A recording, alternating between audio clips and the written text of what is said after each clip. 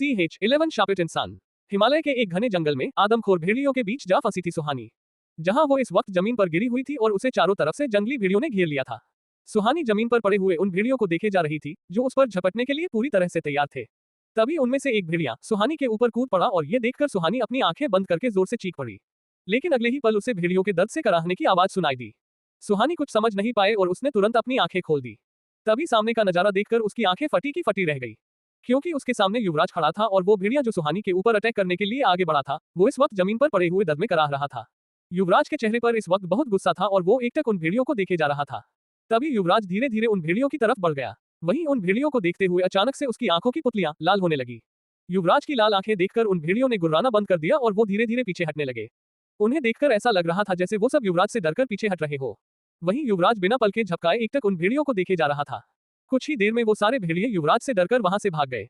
इधर सुहानी अभी जमीन पर बैठी हुई थी। इस वक्त युवराज की पीठ सुहानी की तरफ थी, इसलिए सुहानी वो सब नहीं देख पाई थी जो उन भेड़ियों ने देखा था। लेकिन सुहानी ने अभी अभी जितना भी कुछ देखा था वो उसे हैरान करने के लिए काफी था। वो हैरान थी कि युवराज को देखकर वो सारे खतरनाक भेड़िए ऐसे डरकर भाग कैसे गए। वो ये सोच ही रही थी कि तभी युवराज पीछे मुड़कर सुहानी के पास आया और अपने घुटने के बल बैठते हुए बोला, तुम ठीक हो। युवराज की आवाज इस वक्त बिल्कुल नॉर्मल लग रही थी, लेकिन ये बात सिर्फ वही जानता था कि आज सुहानी के ना मिलने पर वो कितना डर गया था। युवराज का सवाल सुनते ही सुहानी बिना कुछ कहे युवराज के सीने से लग गई और सुहानी के ऐसा करने से युवराज कुछ पलों के लिए वहीं पर फ्रीज हो गया। उसने बिल्कुल नहीं सोचा था कि सुहानी ऐसा कुछ करेगी, लेकिन अब जब सुहानी उसके सीने से गली हुई थी तब युवराज का दिल जोरों से धड़कने लगा। वो इसी वक्त सुहानी को खुद से अलग कर देना चाहता था लेकिन कर नहीं पाया। कुछ देर तक इसी तरह रहने के बाद युवराज ने सुहानी को खुद से अलग किया तो उसने देखा कि सुहानी की आंखें नम थी और वो युवराज के चेहरे को ही देखे जा रही थी। युवराज को समझ नहीं आ रहा था कि इस सिचुएशन में वो कैसे रिएक्ट करे।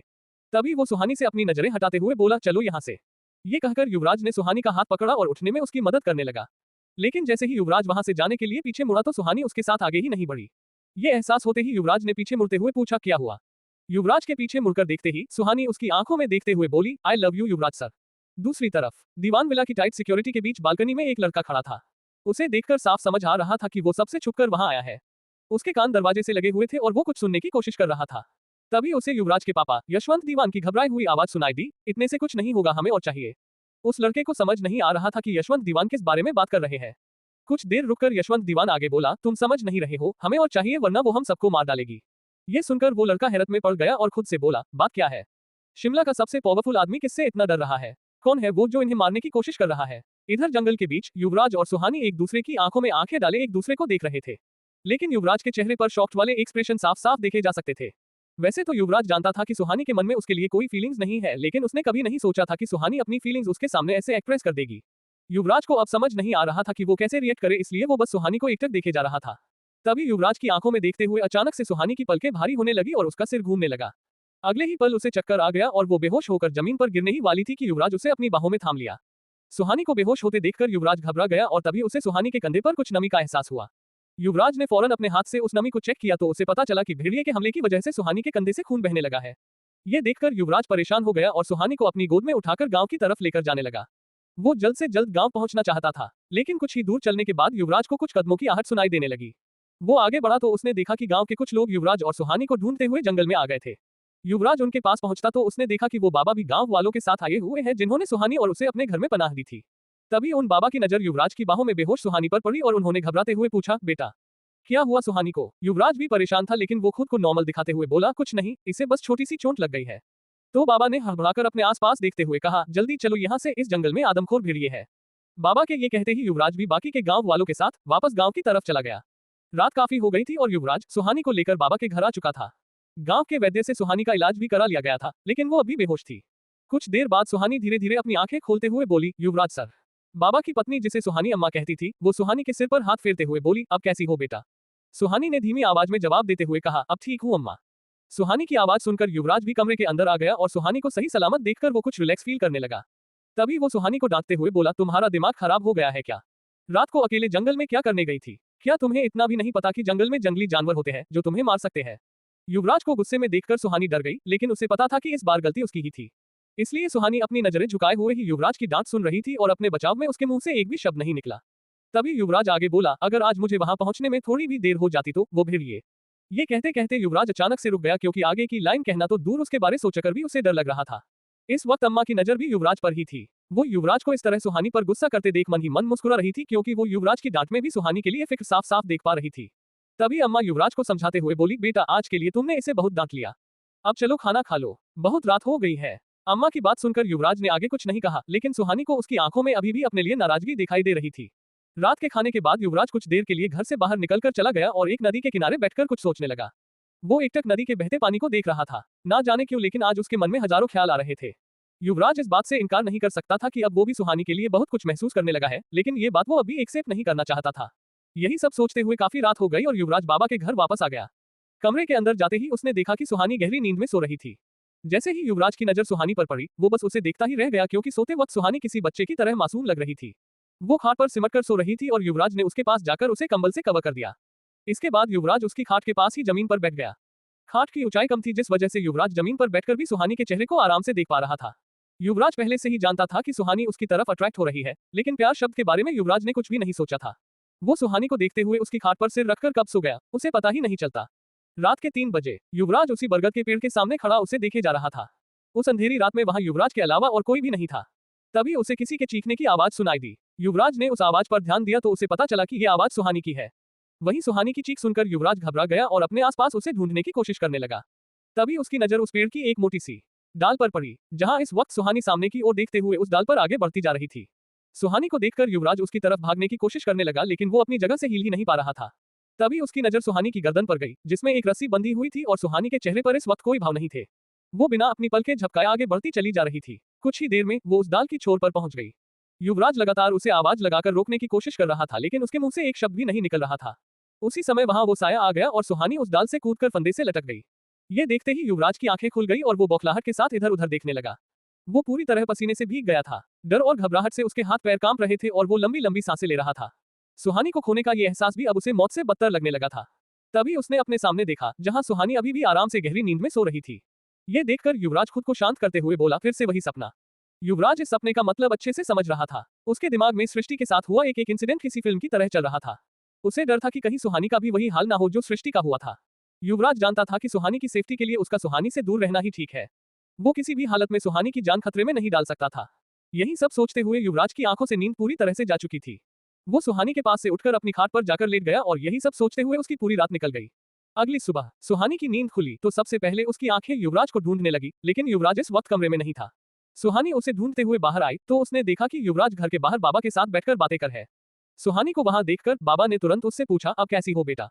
सुहानी ने मुस्कुराते हुए कहा, अब ठीक हूँ बाबा। ये कहकर सुहानी फिर से युवराज को देखने लगी, जो इस वक्त कहीं और ही देखे जा रहा था।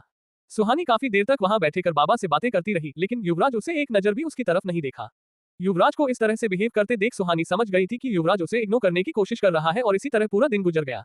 युवराज ने आज पूरा दिन सुहानी को इग्नोर किया था और ऐसा करके उसे लग रहा था कि सुहानी खुद ब खुद पीछे हट जाएगी। फिर रात के वक्त युवराज अब तक घर नहीं आया था। सुहानी काफी देर तक उसका इंतजार करती रही, लेकिन जब काफी देर हो जाने के बाद भी युवराज वापस नहीं आया तो सुहानी खुद उसे ढूंढने निकल गई।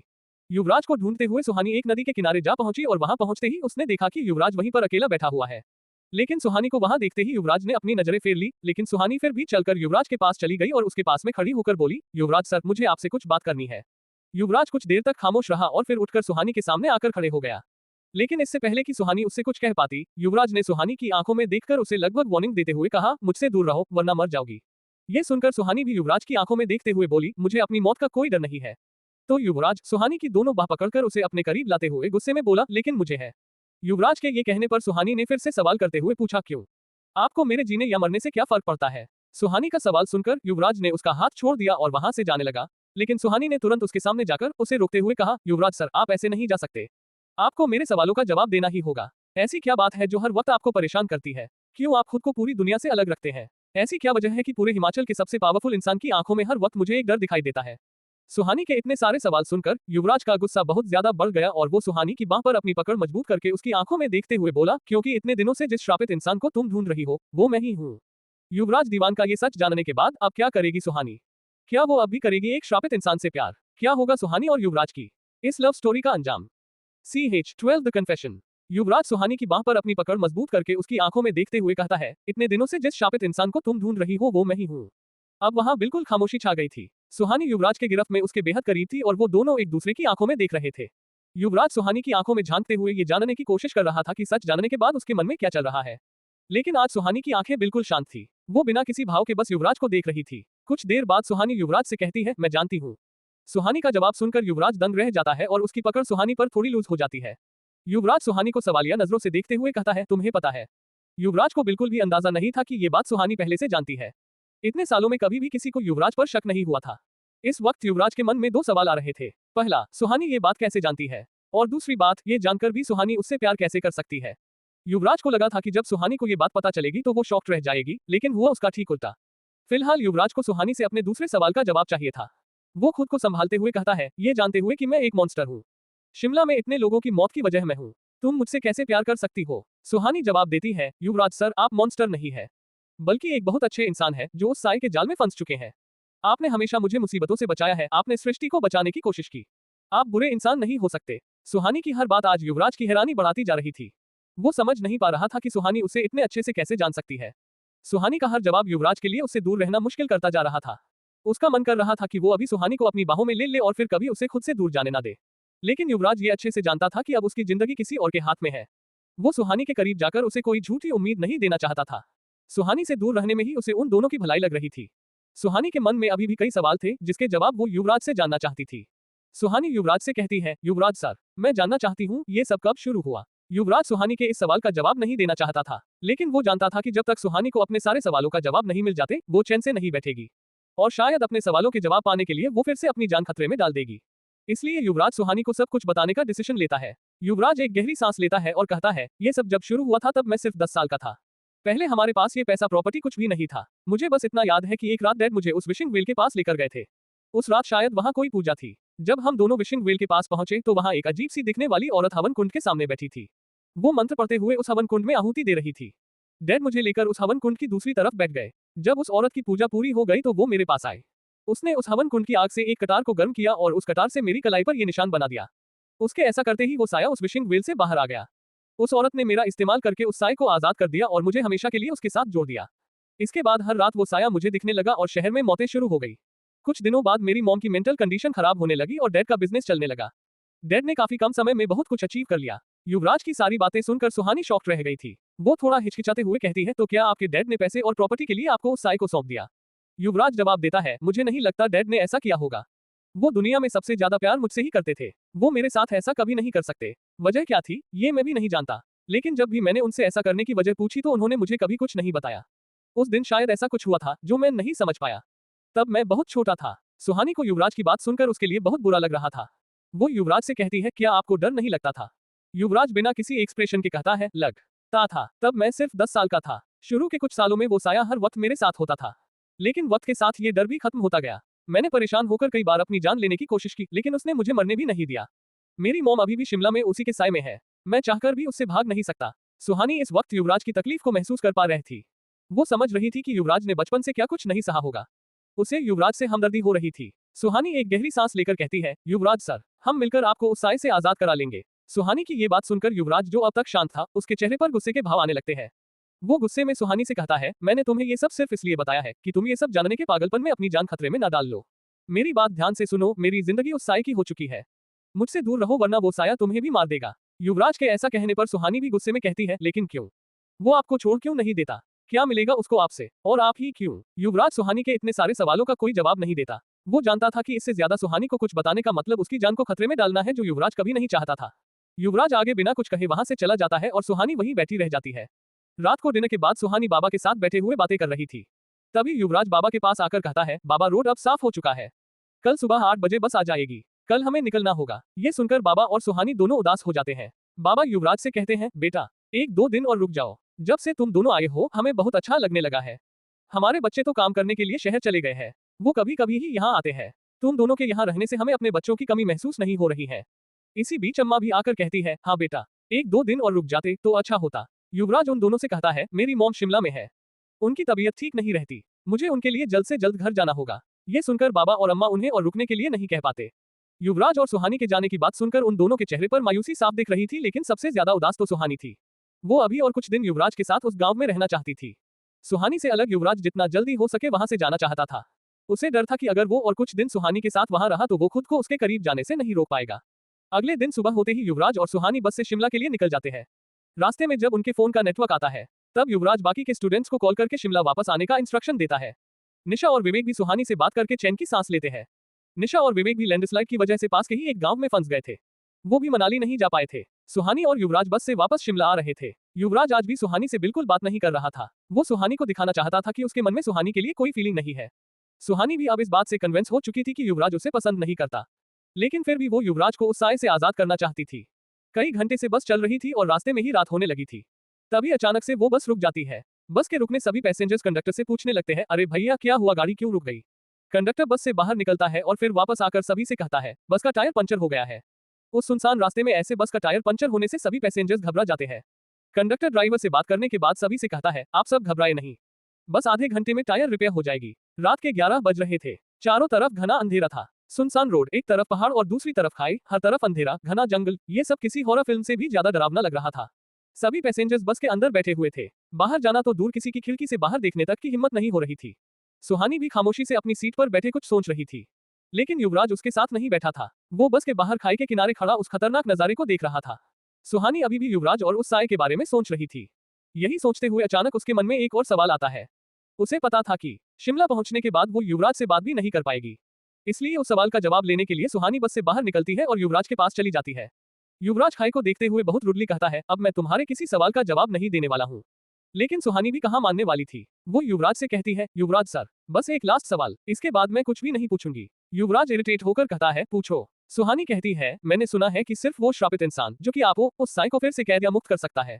ये कैसे किया जा सकता है, और अगर ऐसा किया जा सकता है तो अब तक आपने किया क्यों नहीं। युवराज उस खाई को ही देखते हुए कहता है, क्या तुम उसे फिर से कैद करना चाहती हो। सुहानी फौरन हाँ कह देती है। युवराज कुछ देर खामोश रहता है और फिर कहता है, ठीक है, फिर मैं तुम्हें बता सकता हूँ कि उसे कैद करने के लिए तुम्हें क्या करना होगा। अगर तुम वो कर सकती हो तो कर लेना।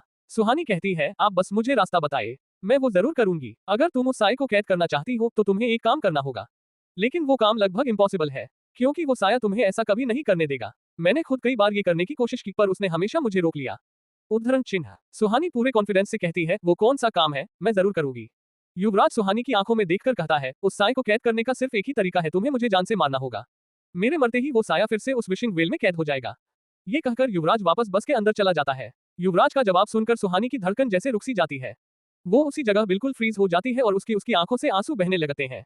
ये सोच कर सुहानी का दिल बैठा जा रहा था कि जिस इंसान से वो इतना प्यार करने लगी है उसी की मौत ही शिमला के लोगों की आजादी है।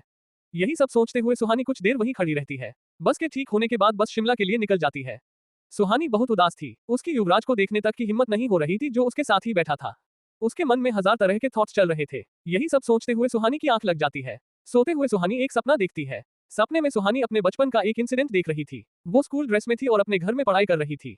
वो काफी परेशान लग रही थी। सुहानी को परेशान देख उसके पापा उससे कहते हैं, क्या हुआ बेटा। सुहानी शिकायत भरी आवाज में कहती है, पापा मैं इस क्वेश्चन को कब से इस फॉर्मूले में रखकर सॉल्व करने की कोशिश कर रही हूँ, ये लेकिन बन ही नहीं रहा है। उसके पापा मुस्कुराते हुए उसके हाथ से पेन लेते हैं और बिना फॉर्मूला के उस क्वेश्चन को सॉल्व कर देते हैं। सुहानी हैरानी से अपने पापा को देखते हुए कहती है, पापा ये आपने कैसे किया। सुहानी के पापा मुस्कुराकर उसके सर पर अपना हाथ फेरते हुए कहते हैं, बेटा हर प्रॉब्लम को सॉल्व करने के कई तरीके होते हैं, हमें बस प्रॉब्लम को अच्छे से समझना होता है। ये सुनते ही सुहानी की नींद खुल जाती है। नींद से जागते ही सुहानी के चेहरे पर एक स्माइल आ जाती है। युवराज अब तक सुहानी को ही देख रहा था, लेकिन जैसे ही सुहानी की आंखें खुलती है वो अपनी नजरें सुहानी से हटा लेता है। अब बस शिमला पहुंचने ही वाली थी। सुहानी युवराज से कहती है, युवराज सर मुझे फर्क नहीं पड़ता कि आप मेरे बारे में क्या सोचते हैं, लेकिन मैं आपको और शिमला के लोगों को उस साए से आजाद करा के ही रहूंगी। युवराज चिढ़कर सुहानी से कहता है, तुम ये सब क्यों करना चाहती हो।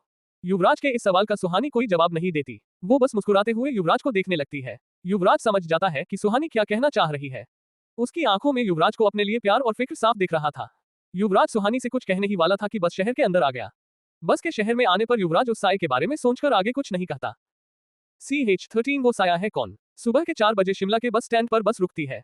फाइनली युवराज और सुहानी शिमला पहुंच गए थे। युवराज बस से बाहर निकलता है। बस स्टैंड पर युवराज को लेने के लिए उसका ड्राइवर आया था। युवराज ड्राइवर से कार की चाबी लेता है और उसे जाने के लिए कह देता है। कार कीज लेकर युवराज सुहानी के पास जाता है जो अभी अभी बस से उतरी थी। युवराज सुहानी से कहता है, चलो मैं तुम्हें हॉस्टल तक ड्रॉप कर देता हूँ। सुहानी युवराज को मना करते हुए कहती है, नहीं मैं चली जाऊंगी। वो इरिटेट होकर खुद से कहता है, ये लड़की कभी मेरी बात क्यों नहीं मानती। युवराज अपनी बात पर जोर देते हुए कहता है, इतनी सुबह तुम्हें यहाँ हॉस्टल जाने के लिए कुछ भी नहीं मिलेगा। सुहानी बेफिक्री के साथ कहती है, इससे आपको क्या फर्क पड़ता है, मैं चली जाऊंगी। सुहानी की जिद युवराज से अब युवराज को गुस्सा आने लगा था। सुहानी की चोट अभी भी ठीक नहीं हुई थी और इतनी सुबह वहां जंगली जानवर भी बाहर घूमते थे। युवराज जानता था कि सुहानी से बहस करने का कोई मतलब नहीं है। अब तक वो सुहानी की जिद को अच्छे से जान गया था। वो बिना कुछ कहे उसके पास जाता है और उसका हाथ पकड़कर उसे अपनी तरफ खींच लेता है। युवराज का ये मूव इतना फास्ट थे कि सुहानी को जब तक समझ आया तब तक वो युवराज की बाहों में आ गई थी। सुहानी नर्वस होकर कहती है, युवराज सर, आप। वो इतना ही कह पाती है तभी युवराज सुहानी को अपनी बाहों में उठा लेता है और कार की तरफ बढ़ जाता है। सुहानी हैरानी से आंखें फाड़कर युवराज को देखने लगती है। उसे यकीन नहीं हो रहा था कि युवराज उसके साथ ऐसा भी कुछ कर सकता है। युवराज सुहानी को बाहों में लिए सामने देख रहा था जबकि सुहानी की नजरें युवराज पर थी। उसने खुद को संभालने के लिए युवराज के कंधे को पकड़ा हुआ था। युवराज का चेहरा इस वक्त हमेशा की तरह शांत था, लेकिन सुहानी उसकी बढ़ती जा रही धड़कनों को महसूस कर सकती थी। अपनी कार के पास पहुंचकर युवराज कार की डोर खोल देता है और सुहानी को अंदर बैठा देता है। सुहानी को कार में बैठाने के बाद युवराज उसकी सीट बेल्ट लगाकर उनकी आंखों में देखते हुए कहता है, अब चुपचाप बैठी रहो। सुहानी कुछ कह नहीं पाती। युवराज उससे दूर हो जाता है और ड्राइविंग सीट पर आकर बैठ जाता है। युवराज के दूर होने पर सुहानी एक चैन की सांस लेती है। युवराज अपनी कार स्टार्ट करता है और उसे हॉस्टल की तरफ बढ़ा देता है। पूरे रास्ते सुहानी के मुंह से एक शब्द भी नहीं निकलता। कुछ ही देर में वो दोनों हॉस्टल पहुंच जाते हैं। सुहानी युवराज के कुछ कहने से पहले ही सीट बेल्ट निकालकर कार से बाहर चली जाती है। ये देखकर युवराज के चेहरे पर एक हल्की मुस्कान आ जाती है। युवराज ग्लास नीचे करके सुहानी से कहता है, अब अंदर जाओ और जब तक सुबह ना हो जाए बाहर मत निकलना। सुहानी अपनी बात पर अड़ते हुए कहती है, नहीं, पहले आप जाओ। सुहानी का जवाब सुनकर युवराज मन ही मन कहता है, ये कभी एक बार में मेरी बात नहीं मानेगी। युवराज कार आगे बढ़ा देता है और सुहानी उसे वहां से जाते देखती रहती है। युवराज भी इस वक्त साइड मिरर से सुहानी को देखते हुए वहां से चला जाता है। युवराज के वहां से जाने के बाद सुहानी हॉस्टल की तरफ मुड़ती है, लेकिन तभी उसे किसी के तेज कदमों की आहट सुनाई देती है। वो पीछे मुड़कर देखती है तो एक लड़का भागते हुए उसकी तरफ ही आ रहा था। देखने में वो लड़का 23-24 साल का लग रहा था। उसकी हालत कुछ ठीक नहीं लग रही थी और उसके चेहरे पर डर साफ दिख रहा था। ऐसा लग रहा था जैसे वो किसी से डरकर भाग रहा है। कुछ ही देर में वो लड़का हॉस्टल के पास पहुंच जाता है और वहां आकर उसकी स्पीड कम हो जाती है। सुहानी उस लड़के के पास जाकर उससे कहती है, तुम ठीक तो हो ना? वो लड़का पीछे देखते हुए जवाब देता है, हाँ हाँ, मैं ठीक हूँ। सुहानी उस लड़के को गौर से देखती है। उसके हाथ में एक कैमरा था। सुहानी कहती है, क्या तुम जर्नलिस्ट हो? सुहानी की बात सुनकर वो लड़का और भी ज्यादा डर जाता है और हकलाते हुए कहता है, मैं जर्नलिस्ट नहीं। तो उस लड़के की बॉडी लैंग्वेज से सुहानी समझ जाती है कि वो झूठ बोल रहा है। उसके मन में ख्याल आता है कि शायद ये लड़का रात में उस विशिंग व्हील के आसपास ही था और उसने कुछ डरावनी चीज देखी है, लेकिन ये उसे कुछ बताना नहीं चाहता। सुहानी कुछ सोचते हुए उस लड़के से कहती है, वैसे तुम हो कौन और इस वक्त यहाँ क्या कर रहे हो? वो लड़का सुहानी से कहता है, मेरा नाम रोहित है। मैं सेंट जोसेफ कॉलेज में फाइनल ईयर का स्टूडेंट हूँ। वो अभी भी डरा हुआ था। सुहानी समझ गई थी कि ये लड़का झूठ बोल रहा है। उसे जानना था कि ये लड़का आखिर किस बारे में इन्वेस्टिगेशन कर रहा है। सुहानी उससे बात करने की कोशिश करते हुए कहती है, ओह हाय रोहित, मेरा नाम सुहानी है। मैं भी सेंट जोसेफ कॉलेज में पढ़ती हूँ। रोहित फेक स्माइल के साथ कहता है, ओह। रोहित अभी भी काफी घबराया हुआ लग रहा था और बार बार अपने रुमाल से अपने माथे का पसीना पोंछ रहा था। सुहानी रोहित से पहचान बनाने की कोशिश करना शुरू कर देती है। उसे लग रहा था कि उसे रोहित से कुछ इंपॉर्टेंट इन्फॉर्मेशन उससे मिल सकती है। सुहानी हॉस्टल के पास ही खड़े होकर कुछ देर रोहित से कुछ बातें करती है। रोहित सुहानी ने बातें तो कर रहा था, लेकिन बार बार उसकी नजर पीछे सड़क पर जा रही थी। रोहित हड़बड़ाते हुए सुहानी से कहता है, तुमसे मिलकर अच्छा लगा, अब मैं चलता हूँ। रोहित तेजी से वहां से चला जाता है और सुहानी उसे देखती रह जाती है। इधर सुहानी अपने कमरे में आकर सो जाती है। कुछ देर बाद सुहानी की नींद एक जानी पहचानी आवाज से खुलती है। ये आवाज निशा की थी। सुहानी निशा को देखकर बहुत खुश होती है और फौरन उठकर उसे गले से लगा लेती है। निशा भी सुहानी को सही सलामत देखकर बहुत खुश थी। लैंडस्लाइड के बाद से निशा सुहानी को लेकर काफी डरी हुई थी। निशा बिना देर किए सुहानी से कहती है, हमें उस विशिंग व्हील के बारे में और भी इंफॉर्मेशन मिली है। निशा की बात सुनकर सुहानी चौंक जाती है। सुहानी क्यूरियस होकर निशा से कहती है, तुम्हें वहां उस विशिंग व्हील के बारे में क्या पता चल गया? निशा बेड पर लेटते हुए कहती है, वो मैं तुम्हें शाम को बताऊंगी। सुहानी परेशान होकर कहती है, नहीं, मुझे अभी जानना है। निशा कहती है, सुहानी, हम बहुत दूर से आए हैं, अभी थोड़ा रेस्ट करते हैं। शाम को विवेक से मिलकर इस बारे में बात करेंगे। सुहानी आगे जिद नहीं करती और निशा को आराम करने देती है। शाम हो चुकी थी। जैसा कि निशा ने कहा था, निशा, विवेक और सुहानी एक कैफे में मिलते हैं। विवेक के हाथ इस बार इतनी बड़ी इंफॉर्मेशन लगी थी कि वो उसे सुहानी को बताने के लिए बहुत एक्साइटेड था। कैफे में कॉफी और सैंडविच ऑर्डर करने के बाद तीनों की बातचीत शुरू होती है। सुहानी उन दोनों से कहती है, अब तुम लोग कुछ बताओगे भी या बस सस्पेंस ही बनाकर रखोगे? निशा कुछ कहने ही वाली होती है, तभी विवेक उसे टोकते हुए कहता है, इस बार ये सीक्रेट मैं रिवील करूंगा। निशा इरिटेट होकर कहती है, ठीक है, तुम ही बताओ। अब सुहानी से रहा नहीं जाता। वो चिढ़ते हुए है, अब तुम लोग बता रहे हो या मैं जाऊं? सुहानी की बात सुनकर विवेक कहता है, ओके सुनो, जब हम लैंडस्लाइड से बचकर निकले थे तब हमारी बस एक गांव में रुकी थी। उस गांव में हम एक तांत्रिक से मिले थे। वहां के लोगों का कहना था कि वो एक बहुत बड़े तांत्रिक थे। ये देखकर मैंने भी एक चांस मार लिया कि शायद उनसे हमें उस विशिंग व्हील की भूतनी के बारे में कुछ पता चल जाए। एंड गैस व्हाट, हमें उसके बारे में क्या पता चला? विवेक की बात पूरी होते ही सुहानी क्यूरियस होकर कहती है, क्या? विवेक आगे कहता है, उस तांत्रिक ने हमें बताया कि वो साया एक श्रापित आत्मा है जिसे किसी ने जागृत किया है और उसे लोगों को मारने के बाद सिर्फ एक दिन के लिए ही उसका शरीर मिलता है। मतलब मेरा शक सही था। कौन सा शक? सुहानी विवेक से पूछती है। जवाब में विवेक बस 2 शब्द कहता है, पद्मिनी सिंघानिया। ये सुनकर सुहानी सोच में पड़ जाती है। क्योंकि कहीं न कहीं विवेक का कहना भी गलत नहीं था। अक्सर ऐसा होता था कि जिस रात उस विशिंग वेल के पास कोई मर्डर होता था, उसके अगले दिन पद्मिनी शहर में दिखाई देती थी। सुहानी यही सोच रही थी तभी निशा विवेक से कहती है, हमें अभी पद्मिनी पर सिर्फ शक है। बिना प्रूफ के तुम इतनी बड़ी बात इतने कॉन्फिडेंस से कैसे कह सकते हो? और हाँ, जो हमें उस गांव में मिले थे, वो अघोरी थे ना कि तांत्रिक। और उन्होंने ये कहा था कि पहले ऐसा होता था कि लोगों को मारने के बाद एक दिन के लिए उस आत्मा को अपना शरीर मिल जाता था। अभी क्या होता है ये हम नहीं जानते। निशा की बात सुनकर विवेक कहता है, ठीक है, तुम्हें मेरी बातों पर भरोसा नहीं है ना? कुछ दिन रुको, तुम्हें प्रूफ भी मिल जाएगा। सुहानी निशा और विवेक को युवराज के बारे में कुछ भी नहीं बताती। उसे लगता है कि सच्चाई जानने के बाद उन दोनों की जान भी खतरे में पड़ जाएगी। इसी बीच विवेक सुहानी को अपने गले में बंधा हुआ रुद्राक्ष दिखाकर कहता है, सुहानी, ये देखो, अघोरी ने मुझे और निशा को ये रुद्राक्ष दिया है। उन्होंने कहा है कि जब तक ये हमारे गले में होगा, वो साया हमारे पास भी नहीं आ सकता। विवेक कुछ सोचकर उदासी के साथ आगे कहता है, सॉरी सुहानी, हमने कोशिश की लेकिन तुम्हारे लिए ये नहीं ला पाए। विवेक की आवाज में अफसोस था। सुहानी कहती है, कोई बात नहीं विवेक, मुझे इसकी जरूरत नहीं है। निशा अपनी चेयर से उठते हुए कहती है, चलो फिर कल कॉलेज में मिलते हैं। निशा ये कहने पर वो तीनों कैफे से बाहर आ जाते हैं और हॉस्टल की तरफ चलने लगते हैं। सुबह के 9 बजे थे। कई दिनों के बाद सुहानी, निशा और विवेक आज कॉलेज आए थे। वो तीनों क्लास अटेंड करने के बाद कॉलेज की लाइब्रेरी में अपना असाइनमेंट कंप्लीट कर रहे थे। लाइब्रेरी में बिल्कुल खामोशी थी। सभी स्टूडेंट्स अपनी अपनी जगह पर बैठे पढ़ाई कर रहे थे। तभी सुहानी एक किताब लेने के लिए लाइब्रेरी के सेकंड फ्लोर पर जाती है। सेकंड फ्लोर में सिर्फ किताबें थी, वहां ज्यादा स्टूडेंट्स नहीं थे। साथ ही लाइब्रेरी के कोने की लाइट्स खराब हो गई थी। सुहानी उसी कोने में फ्लैश लाइट की मदद से कुछ बुक्स ढूंढ रही थी। तभी उस बुक सेल्फ पर एक परछाई तेजी से गुजर जाती है। सुहानी फौरन पीछे मुड़कर देखती है लेकिन वहां कोई नहीं था। वो अपने आसपास देखते हुए कहती है, कौन था यहाँ? तभी सुहानी की नजर लाइब्रेरी के खिड़की पर जाती है। उसे ऐसा लगता है जैसे खिड़की से उसे कोई देख रहा हो। लाइब्रेरी के उस सन्नाटे में ये सब बहुत डरावना लग रहा था। तभी अचानक से एक काला साया तेज हवा के झोंके की तरह सुहानी के करीब आता है और उसके शरीर को छूता हुआ निकल जाता है। सुहानी डरकर चीख पड़ती है। उस साए के जाने के बाद सुहानी के दाहिने हाथ में एक अजीब सा दर्द होता है। जब वो अपने हाथ को देखती है, उसके हाथ से खून बह रहा था और उस पर किसी जानवर के पंजे से बना निशान बना हुआ था। अगले ही पल वो साया पीछे से आता है और सुहानी को छूकर चला जाता है। सुहानी की गर्दन पर उसी तरह पंजे का निशान बन जाता है। इसके बाद वहां सब कुछ शांत हो जाता है, जैसे कुछ हुआ ही ना हो। सुहानी ये देखकर बहुत डर गई थी। वो खुद को नॉर्मल करने की कोशिश करती है और कुछ देर बाद निशा और विवेक के पास जाकर बैठ जाती है। सुहानी को इस बारे में किसी से बात करना ठीक नहीं लगता, इसलिए वो निशा और विवेक से कुछ नहीं कहती। कुछ देर बाद वो तीनों लाइब्रेरी से बाहर आ जाते हैं। सुहानी की नजर युवराज पर जाती है, जो मी यशवंत दीवान के साथ प्रिंसिपल ऑफिस की तरफ जा रहा है। विवेक उसे देखकर कहता है, सब इस वक्त कॉलेज से घर जा रहे हैं, लेकिन युवराज सर अपने पापा के साथ प्रिंसिपल ऑफिस की तरफ क्यों जा रहे हैं?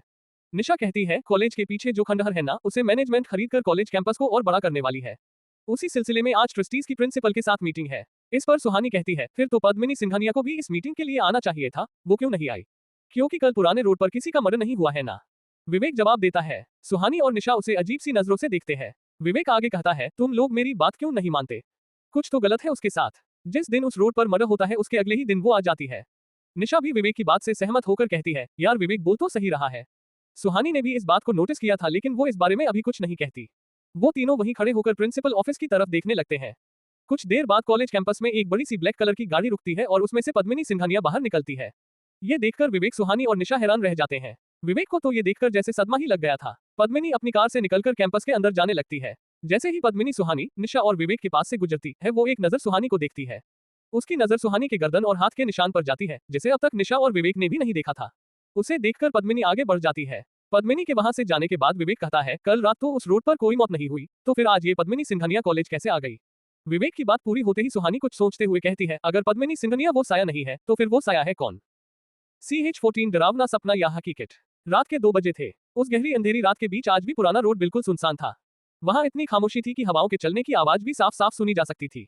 वहीं विशिंग वेल के पास सफेद कपड़े पहने एक लड़की खड़ी थी। उस लड़की के बाल बिखरे हुए थे, इस वजह से उसका चेहरा ठीक से नहीं दिख रहा था। वो लड़की बिना पलक झपकाए एकटक विशिंग वेल को ही देख रही थी। अगले ही पल विशिंग वेल के अंदर से वो साया बाहर आ जाता है। उस साये के बाहर आने पर भी वो लड़की अपनी जगह से नहीं हिलती। वो साया उस लड़की के पास जाकर उसकी गर्दन पकड़कर उसे हवा में उठा देता है। अब उस लड़की का दम घुटने लगा था और उसके हाथ पैर छटपटाने लगे थे। कुछ देर तक उस लड़की को तड़पाने के बाद वो साया उसे विशिंग वेल के अंदर फेंक देता है और उस जंगल में उस लड़की की चीख गूंजने लगती है। ये देखते ही सुहानी की नींद टूट जाती है और उसकी आंखें खुल जाती है।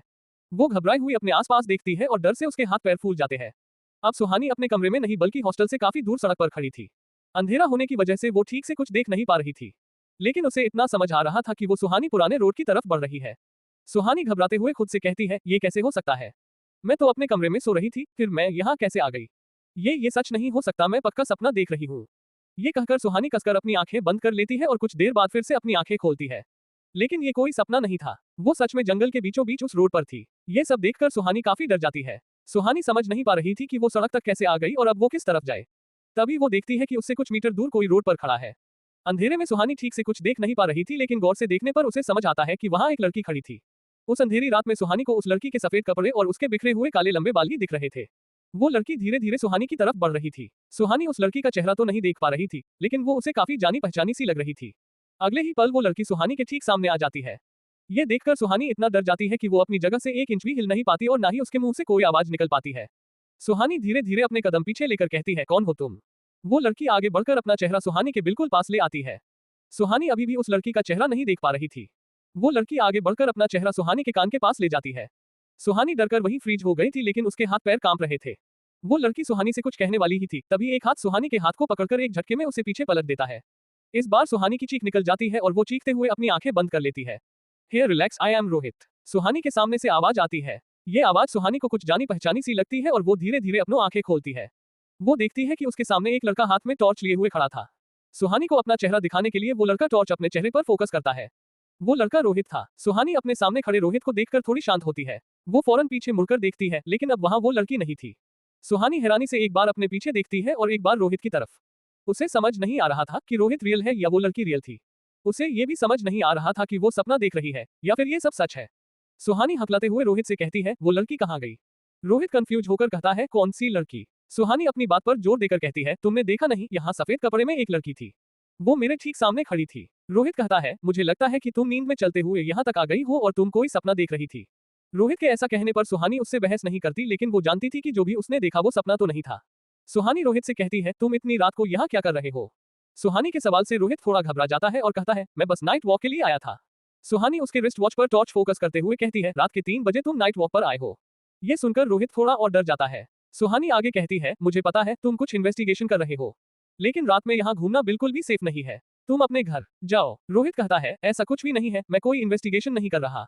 सुहानी अपनी बात पर जोर देकर कहती है, रोहित, मुझसे झूठ बोलने का कोई फायदा नहीं है। मैं अच्छे से जानती हूँ कि तुम कुछ पता करने की कोशिश कर रहे हो। रोहित अपने बचाव में कुछ कहने ही वाला था, लेकिन सुहानी उसे रोकते हुए कहती है, मैंने कहा ना, मुझसे झूठ बोलने का कोई फायदा नहीं है। रोहित के कई बार कोशिश करने पर भी सुहानी उससे कन्विंस नहीं होती। आखिर हारकर वो सुहानी से कहता है, ओके फाइन, मैं यहाँ इन्वेस्टिगेशन कर रहा हूँ। सुहानी ये बात पहले से जानती थी, इसलिए उसे इस बात पर बिल्कुल भी हैरानी नहीं होती। रोहित आगे कहता है, मैं एक जर्नलिस्ट हूँ। कुछ दिन पहले यहाँ एक लड़के की लाश मिली थी जिसका नाम रोशन था। वो मेरा भाई था। मुझे जानना है कि उसे किसने मारा। सुहानी कुछ नरमी के साथ कहती है, मैं समझ सकती हूँ तुम क्या फील कर रहे हो, लेकिन इस जंगल में बहुत से राज छुपे हैं। यहाँ ऐसी बहुत सी ताकतें हैं जिनसे हम नहीं लड़ सकते। कुछ महीने पहले यहाँ 2 और जर्नलिस्ट आई थी। उनमें से एक की मौत हो चुकी है और दूसरे की तबीयत बहुत खराब हो गई है। उनकी तरह तुम भी अपनी जान खतरे में मत डालो। रोहित क्यूरियस होकर कहता है, क्या तुम मिस सीमा और मिस मेरी को जानती हो? सुहानी जवाब देती है, मिस मेरी को तो नहीं, लेकिन मिस सीमा को मैं जानती हूँ। वो हमें अपनी इन्वेस्टिगेशन के बारे में कुछ बता ही रही थी कि तभी उनकी तबीयत खराब हो गई और उनके फैमिली मेंबर्स उन्हें यहाँ से ले गए। रोहित कुछ देर सोचता है। उसे एहसास था कि सुहानी भी इस बारे में काफी कुछ जानती है और उसकी बहुत मदद कर सकती है। वो कहता है, सुहानी, क्या तुम इस इन्वेस्टिगेशन में मेरी मदद करोगी? सुहानी भी इस बारे में और जानना चाहती थी। वो कहती है, हाँ, लेकिन मेरी एक शर्त है। रोहित कहता है, कैसी शर्त? सुहानी अपनी बात और जोर देते हुए कहती है, यही कि तुम मुझसे कुछ नहीं छुपाओगे। रोहित कहता है, ठीक है। वो अपने आसपास देखते हुए कहता है, अब हमें चलना चाहिए। अगर इतनी रात को कोई हमें यहाँ देखेगा तो गलत समझेगा। रोहित और सुहानी हॉस्टल की तरफ बढ़ जाते हैं। वो दोनों बातें करते हुए रोड पर चल रहे थे, तभी उनके सामने एक कार आकर रुक जाती है। इतनी रात को इस तरह किसी कार का रास्ता रोक लेना उन दोनों को काफी अजीब लगता है। वो दोनों क्यूरियस होकर कार को देखने लगते हैं। वो जानना चाहते थे कि कार में कौन है। अगले ही पल कार से युवराज बाहर आता है। युवराज को वहां देखकर रोहित और सुहानी घबरा जाते हैं। युवराज तेजी से चलकर उन दोनों के सामने आता है और सुहानी को देखने लगता है। तभी रोहित युवराज से कहता है, युवराज सर, आप इस वक्त यहाँ? युवराज सुहानी से नजरें हटाकर रोहित की तरफ देखकर कहता है, यही तो मैं भी पूछना चाहता हूँ, तुम दोनों इस वक्त यहाँ? युवराज को इस वक्त सुहानी को किसी और के साथ देखकर बहुत गुस्सा आ रहा था। युवराज सुहानी की आंखों में देखते हुए कहता है, इस वक्त अपने हॉस्टल से बाहर इस लड़के के साथ तुम क्या कर रही हो? युवराज की आंखों में गुस्सा देखकर सुहानी डर गई थी। वो हकलाते हुए कहती है, वो मैं यहाँ। सुहानी इतना ही कह पाई थी, तभी युवराज सुहानी का हाथ पकड़कर अपनी कार की तरफ बढ़ जाता है। वो कार की फ्रंट सीट का दरवाजा खोलकर सुहानी को बैठा देता है। युवराज को ऐसा करते देख रोहित हैरान रह जाता है। युवराज गुस्से में रोहित को देखकर कहता है, कार में बैठो। रोहित भी डरते हुए युवराज की कार में बैठ जाता है। इसके बाद युवराज फुल स्पीड में कार आगे बढ़ा देता है। सुहानी को इस वक्त युवराज से बहुत डर लग रहा था। वो बीच बीच में तिरछी नजर से युवराज को देख रही थी, जो बिल्कुल खामोशी से ड्राइव कर रहा था। युवराज रोहित को हॉस्टल ड्रॉप करके सुहानी के हॉस्टल की तरफ बढ़ जाता है। गर्ल्स हॉस्टल पहुंचकर वो कार रोक देता है। कार रुकते ही सुहानी बिना कुछ कहे कार से बाहर जाने लगती है। जैसे ही सुहानी कार से बाहर निकलती है, युवराज भी बाहर आकर सुहानी के सामने आ जाता है और गुस्से में उसे घूरते हुए कहता है, अगर फिर कभी तुम इतनी रात को हॉस्टल से बाहर दिखी तो अगले दिन से कॉलेज मत आना। सुहानी खामोशी से वहां खड़ी रहती है। युवराज गुस्से में कहता है, अंदर जाओ। सुहानी युवराज से कुछ नहीं कह पाती और खामोशी से हॉस्टल के अंदर चली जाती है। सुहानी जैसे ही हॉस्टल में एंटर करती है तो वो देखती है कि हॉस्टल वार्डन रिसेप्शन के पास खड़ी थी। वो काफी गुस्से में लग रही थी। वार्डन चिल्लाते हुए कहती है, सुहानी शर्मा, इस वक्त हॉस्टल से बाहर लड़के के साथ घूमते हुए तुम्हें शर्म नहीं आती? वार्डन का बड़ी ये आवाज इतनी तेज थी कि हॉस्टल की कई लड़कियां जाग जाती है और कुछ रिसेप्शन के पास आ जाती है। वो आवाजें सुनकर निशा की नींद खुल जाती है। सुहानी को उसके बेड पर न पाकर निशा भी भागती हुई रिसेप्शन के पास पहुंचती है। वो देखती है वहां वार्डन सुहानी को बुरी तरह से डांट रही थी और सुहानी चुपचाप वार्डन की डांट सुन रही थी। निशा सुहानी को वार्डन से बचाने के लिए बीच में आती है और कहती है, क्या हुआ मैम? इस बात पर वार्डन और गुस्सा होकर कहती है, तुम्हारी रूममेट रात के 3:30 बजे हॉस्टल के बाहर लड़के के साथ घूम रही थी और ये बात मुझे कॉलेज के एक प्रोफेसर से पता चली है। इसकी वजह से आधी रात को मुझे इतनी डांट सुननी पड़ी है। निशा हैरानी से सुहानी को देखती है। वो सुहानी को अच्छे से जानती थी, इसलिए उसे वार्डन की बात पर भरोसा नहीं हो रहा था। सुहानी वार्डन को कोई सफाई नहीं दे रही थी। वो जानती थी कि अगर वो सच बताएगी तो कोई भी उसकी बातों पर यकीन नहीं करेगा। सुहानी खामोशी से अपना सर झुकाए खड़ी थी। निशा सुहानी की तरफ से वार्डन से माफी मांगती है और बात को हैंडल करती है। कुछ देर तक निशा की कोशिश करने के बाद वार्डन कुछ शांत होती है। माहौल ठंडा होने के बाद निशा सुहानी को लेकर कमरे में आ जाती है।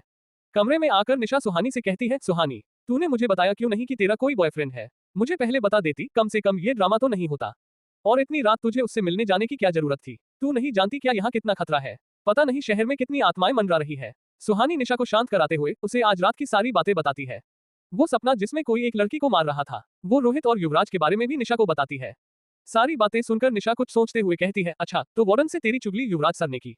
निशा के सवाल पर सुहानी हमें अपना सर हिला देती है। निशा चिढ़ते हुए कहती है, यार तू जहां भी जाती है ये युवराज सर बेताल बनकर वहां कैसे पहुंच जाते हैं? और इतनी रात को वो कार लेकर शहर में क्यों घूम रहे थे? सुहानी निशा के सवाल का कोई जवाब नहीं देती। इस वक्त उसके दिमाग में युवराज की कई बातें चल रही थी। सुहानी अपने मन में कहती है, युवराज सर कितने गुस्से में थे। कहीं वो मुझे और रोहित को गलत तो नहीं समझ रहे थे। अगले दिन संडे था और आज निशा और सुहानी को रोहित से मिलने जाना था।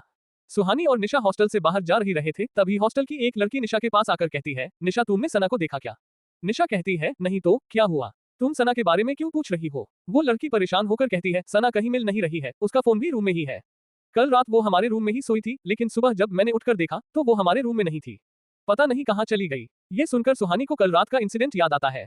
वो उस लड़की को याद करने की कोशिश करती है जिसे उसने सपने में देखा था। सुहानी अपने मन में कहती है, मैंने उस लड़की का चेहरा तो नहीं देखा था, लेकिन वो कुछ सना जैसी ही लग रही थी। सुहानी उस लड़की से कहती है, एक बात बताओ, कल रात सना से किस कलर के कपड़े पहने हुए थे? वो लड़की कुछ याद करते हुए कहती है, कल रात उसने व्हाइट कलर की नाइटी पहनी हुई थी। अब निशा और सुहानी दोनों शॉक्ड रह जाते हैं। सुहानी निशा को देखते हुए अपने मन में कहती है, ऐसा कैसे हो सकता है? कल ही मैंने सपने में सना जैसी एक लड़की को उस विशिंग वेल के पास देखा था और आज वो लापता है। CH-15 सुहानी गॉट अरेस्टेड। कुछ ही घंटों में सना के लापता होने की खबर पूरे हॉस्टल में फैल गई थी। सुहानी और निशा भी ये खबर सुनकर शॉक्ड थे। वो दोनों इसी बारे में बात करते हुए हॉस्टल से बाहर निकलते हैं। निशा परेशान होकर सुहानी से कहती है, ये कैसे हो सकता है?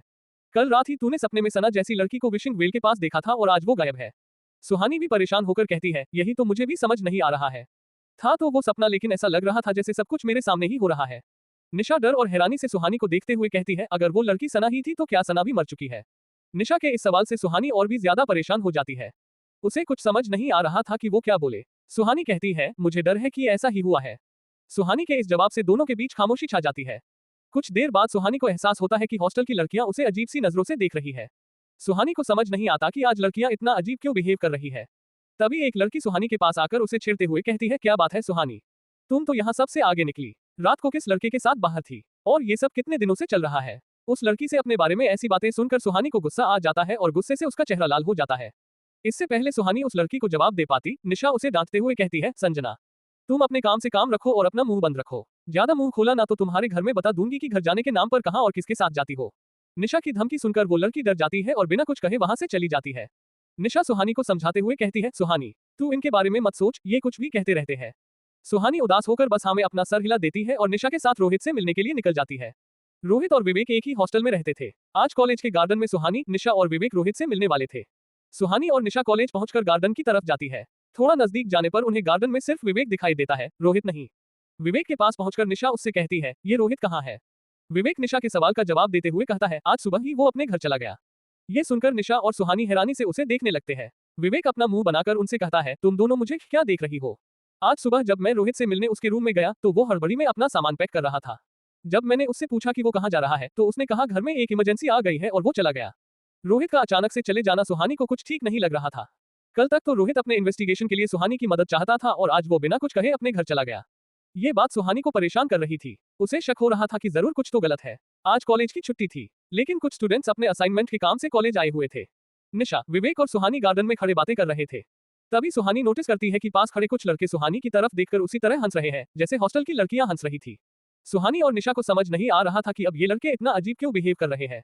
तभी विवेक थोड़ा एम्बेरेस होकर कहता है, कल रात तुम किसी लड़के के साथ हॉस्टल से बाहर थी। ये बात किसी ने बॉयज हॉस्टल में भी फैला दी है। अब निशा बहुत गुस्सा हो जाती है और कहती है, ये सब सिर्फ युवराज सर की वजह से हुआ है। उन्हें क्या जरूरत थी चुगलखोर आंटी बनने की। विवेक को भी निशा की बात बिल्कुल सही लग रही थी। सुहानी को इससे बहुत एम्बेरेस फील हो रहा था। इस वक्त वो बस कॉलेज से चले जाना चाहती थी। तभी एक लड़का सुहानी के पास से गुजरते हुए कहता है, कैसी कैसी लड़कियां आ गई है कॉलेज में, इनके लिए तो दिन भी कम पड़ जाते हैं। ये सुनकर निशा का खून खौल जाता है। वो उस लड़के को पीटने के लिए उसकी तरफ बढ़ती है। सुहानी और विवेक उसे बड़ी मुश्किल से रोक पाते हैं। सुहानी अब बहुत दुखी हो गई थी। वो तीनों लाइब्रेरी की तरफ बढ़ जाते हैं। वो लड़का जो अभी अभी सुहानी पर कमेंट्स पास कर रहा था अपने दो दोस्तों के पास जाकर सुहानी का मजाक उड़ाने लगता है। वो लड़का कहता है, यार मैं पिछले कई महीने से इस सुहानी पर ट्राई मार रहा था लेकिन ये तो किसी और के साथ ही निकल गई। दूसरा लड़का कहता है, यार ट्राई तो मैंने भी किया था, या करे लड़की है ही इतनी कमाल की, इसके पीछे तो कॉलेज के कई लड़के लगे थे लेकिन पता नहीं किसकी लॉटरी लग गई। पहला लड़का कहता है, लॉटरी तो लगी है भाई, लड़की आधी रात को हॉस्टल से चुपचाप निकलकर उससे मिलने जो जाती है। वहां खड़े सभी लोग जोर जोर से हंसने लगते हैं। वो लड़के वहीं खड़े हंस ही रहे थे तभी अचानक से सभी की हंसी बंद हो जाती है और उनके चेहरे का रंग उड़ जाता है। उनके सामने युवराज खड़ा उन्हें देख रहा था। युवराज के चेहरे पर कोई भाव नहीं थे लेकिन उसकी खतरनाक आंखें सभी को डराने के लिए काफी थी। युवराज चलकर उस लड़के के पास जाता है जिसने अभी अभी सुहानी पर कमेंट किया था। युवराज को अपने पास आते देख डर से उस लड़के के हाथ पैर कांपने लगते हैं। युवराज उस लड़के के कंधे पर अपना भारी हाथ रखकर कहता है, तुम कुछ कह रहे थे। वो लड़का हकलाते हुए कहता है, नहीं सर, मैं कुछ। इससे आगे उसके मुंह से आवाज ही नहीं निकलती। युवराज उस लड़के को गुस्से से घूरते हुए कहता है, जरूरत से ज्यादा बात करने वाले लोग मुझे पसंद नहीं है और तुम अच्छे से जानते हो जो मुझे पसंद नहीं होता उसके साथ मैं क्या करता हूँ। अब तक वो लड़का पसीने से लथपथ हो चुका था। वो अपना सर हाँ में हिलाते हुए युवराज से कहता है, यस सर। युवराज एक नजर वहां खड़े सभी लड़कों को देखकर वहां से चला जाता है। युवराज की वो एक नजर ही सभी लड़कों की हालत खराब करने के लिए काफी थी। वो समझ गए थे कि अब अगर उन्होंने किसी भी लड़की के बारे में कुछ भी गलत कहा तो उन्हें उस दुनिया में कोई भी नहीं बचा पाएगा। सुहानी, निशा और विवेक को लाइब्रेरी में पढ़ाई करते हुए शाम हो जाती है। सुहानी और विवेक पूरे कंसंट्रेशन के साथ पढ़ाई कर रहे थे लेकिन निशा उन दोनों के साथ बैठे बोर हो रही थी। उसने कई बार वहां से बहाना बनाकर भागने की कोशिश की लेकिन विवेक ने उसे वहां से जाने नहीं दिया। कुछ देर बाद सुहानी और विवेक की पढ़ाई पूरी हो जाते हैं और वो तीनों लाइब्रेरी से बाहर आ जाते हैं। वो तीनों कॉलेज से बाहर जाने के लिए गेट के पास पहुंचे ही थे तभी सुहानी की नजर युवराज पर जाती है जो उससे कुछ दूर खड़ा किसी से बात कर रहा था। उसे देखकर सुहानी निशा और विवेक से कहती है, तुम दोनों यहीं रुको, मैं अभी आती हूँ। मैं भी साथ आती हूँ। निशा कहती है, नहीं अभी नहीं। सुहानी जवाब देती है। ये कहकर सुहानी युवराज की तरफ बढ़ जाती है। निशा भी सुहानी के पीछे जाती है लेकिन विवेक उसे रोक लेता है। युवराज वहां किसी आदमी से बात कर रहा था। युवराज के पास पहुंचकर सुहानी उसका हाथ पकड़ती है और एक झटके में उसे अपनी तरफ घुमाकर उसे गुस्से से देखने लगती है। युवराज एक्सप्रेशनलेस होकर सुहानी को देखता है जैसे उसे सुहानी से कोई फर्क ही न पड़ रहा हो। सुहानी युवराज पर बरसते हुए कहती है, मी युवराज दीवान, आप समझते क्या हो खुद को? बिना कुछ जाने समझे वार्डन से आपने क्या क्या कह दिया। आपकी वजह से यहाँ सब मेरे बारे में कैसी कैसी बातें कर रहे हैं। युवराज सुहानी की बात बिल्कुल शांत होकर सुनता है। सुहानी की बात पूरी होते ही युवराज उसे इग्नोर करते हुए फिर से उस आदमी से बात करने लगता है। जो आदमी इस वक्त युवराज से बात कर रहा था वो आदमी हैरानी से ये सब देख रहा था। आज पहली बार उसने किसी को युवराज दीवान के साथ ऐसी बदतमीजी करते देखा था। युवराज की इस हरकत से सुहानी का गुस्सा और भी बढ़ जाता है। वो फिर से युवराज की कलाई पकड़कर उसे अपनी तरफ करने की कोशिश करती है लेकिन तभी सुहानी की चीख निकल जाती है और वो अपना हाथ पीछे लेती है। युवराज भी बिल्कुल ऐसा ही करता है। अब उसके चेहरे पर थोड़ा डर दिखने लगा था। युवराज की कलाई को छूने पर सुहानी का हाथ जल गया था। सुहानी हैरान थी लेकिन युवराज सुहानी के हाथ को देख रहा था जिसमें अब छाले पड़ गए थे। सुहानी घबराकर वहां से चली जाती है। युवराज सुहानी का गुस्सा अच्छे से समझ रहा था। वो नहीं चाहता था कि कॉलेज में उसका मजाक बने और लोग सुहानी के कैरेक्टर पर उंगली उठाए। लेकिन पता नहीं क्यों जब उसने कल रात सुहानी को किसी और के साथ देखा तो उसे बहुत गुस्सा आया और गुस्से में ही उसने वार्डन को कॉल कर दिया। युवराज को एहसास था कि उसे ऐसा नहीं करना चाहिए था लेकिन अब बहुत देर हो चुकी थी। उसे अभी ये नहीं पता कि गुस्से में लिया गया उसका ये फैसला सुहानी के लिए एक नई मुसीबत खड़ी करने वाला है। एक ऐसी मुसीबत जो हॉस्टल में उसका इंतजार कर रही थी। सुहानी विवेक और निशा के साथ कॉलेज से बाहर निकल जाती है। विवेक सुहानी को समझाते हुए कहता है, सुहानी तुम युवराज सर से मत उलझो। टेक्निकली वो हमारे प्रोफेसर नहीं है, ये सिर्फ उनकी हॉबी है। युवराज सर दीवान एम्पायर के इकलौते वारिस हैं और सच कहूं तो इस वक्त पूरा दीवान एम्पायर वही चला रहे हैं। हम उनकी दुश्मनी अफोर्ड नहीं कर सकते। निशा भी विवेक की बात से सहमत थी। सुहानी उनकी बातें सुनती है और उदास मन से हॉस्टल की तरफ चलने लगती है। हॉस्टल पहुंचने पर सुहानी और निशा देखते हैं कि हॉस्टल के बाहर कुछ पुलिस वाले खड़े थे। पुलिस को देखकर निशा कहती है, शायद ये सना के मिसिंग केस के लिए यहाँ आए हैं। सुहानी निशा की बात का कोई जवाब नहीं देती। वो दोनों कुछ दूर रुककर वहां आए पुलिस को देखने लगते हैं। तभी एक पुलिस इंस्पेक्टर सुहानी की तरफ आकर उससे कहता है, मिस सुहानी शर्मा, आपको हमारे साथ पुलिस स्टेशन चलना होगा। पुलिस के ऐसा कहने पर निशा और सुहानी दोनों चौंक जाते हैं।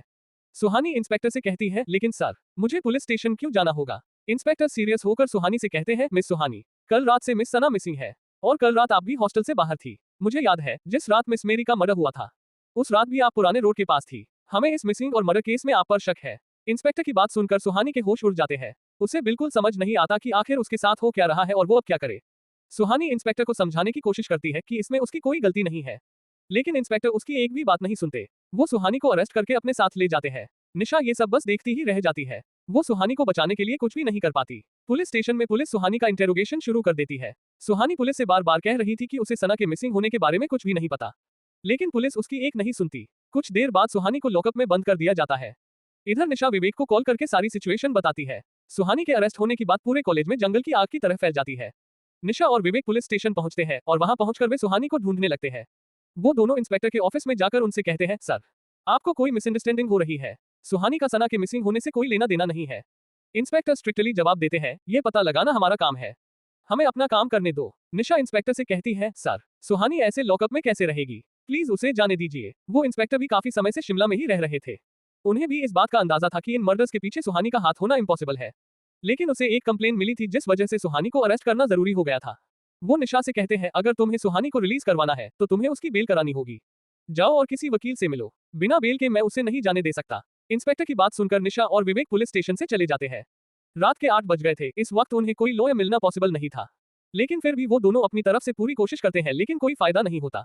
आखिर थककर विवेक निशा से कहता है, निशा, आज तो कुछ नहीं हो सकता, हमें कल तक का इंतजार करना ही होगा। निशा इसके जवाब में कहती है, हम ऐसे सुहानी को पूरी रात लॉकअप में नहीं छोड़ सकते। अगर रात में उस पर फिर से अटैक हुआ तो। विवेक को भी बिल्कुल यही डर था। रात हो चुकी थी। युवराज अपने ऑफिस के मीटिंग हॉल में बैठा था। उस मीटिंग हॉल का माहौल काफी गर्म था। युवराज के वहां होने से सभी की हालत बहुत खराब थी। सभी एक प्रोजेक्ट के बारे में बारी बारी अपने ओपिनियन दे रहे थे, जिसे युवराज बहुत ध्यान से सुन रहा था।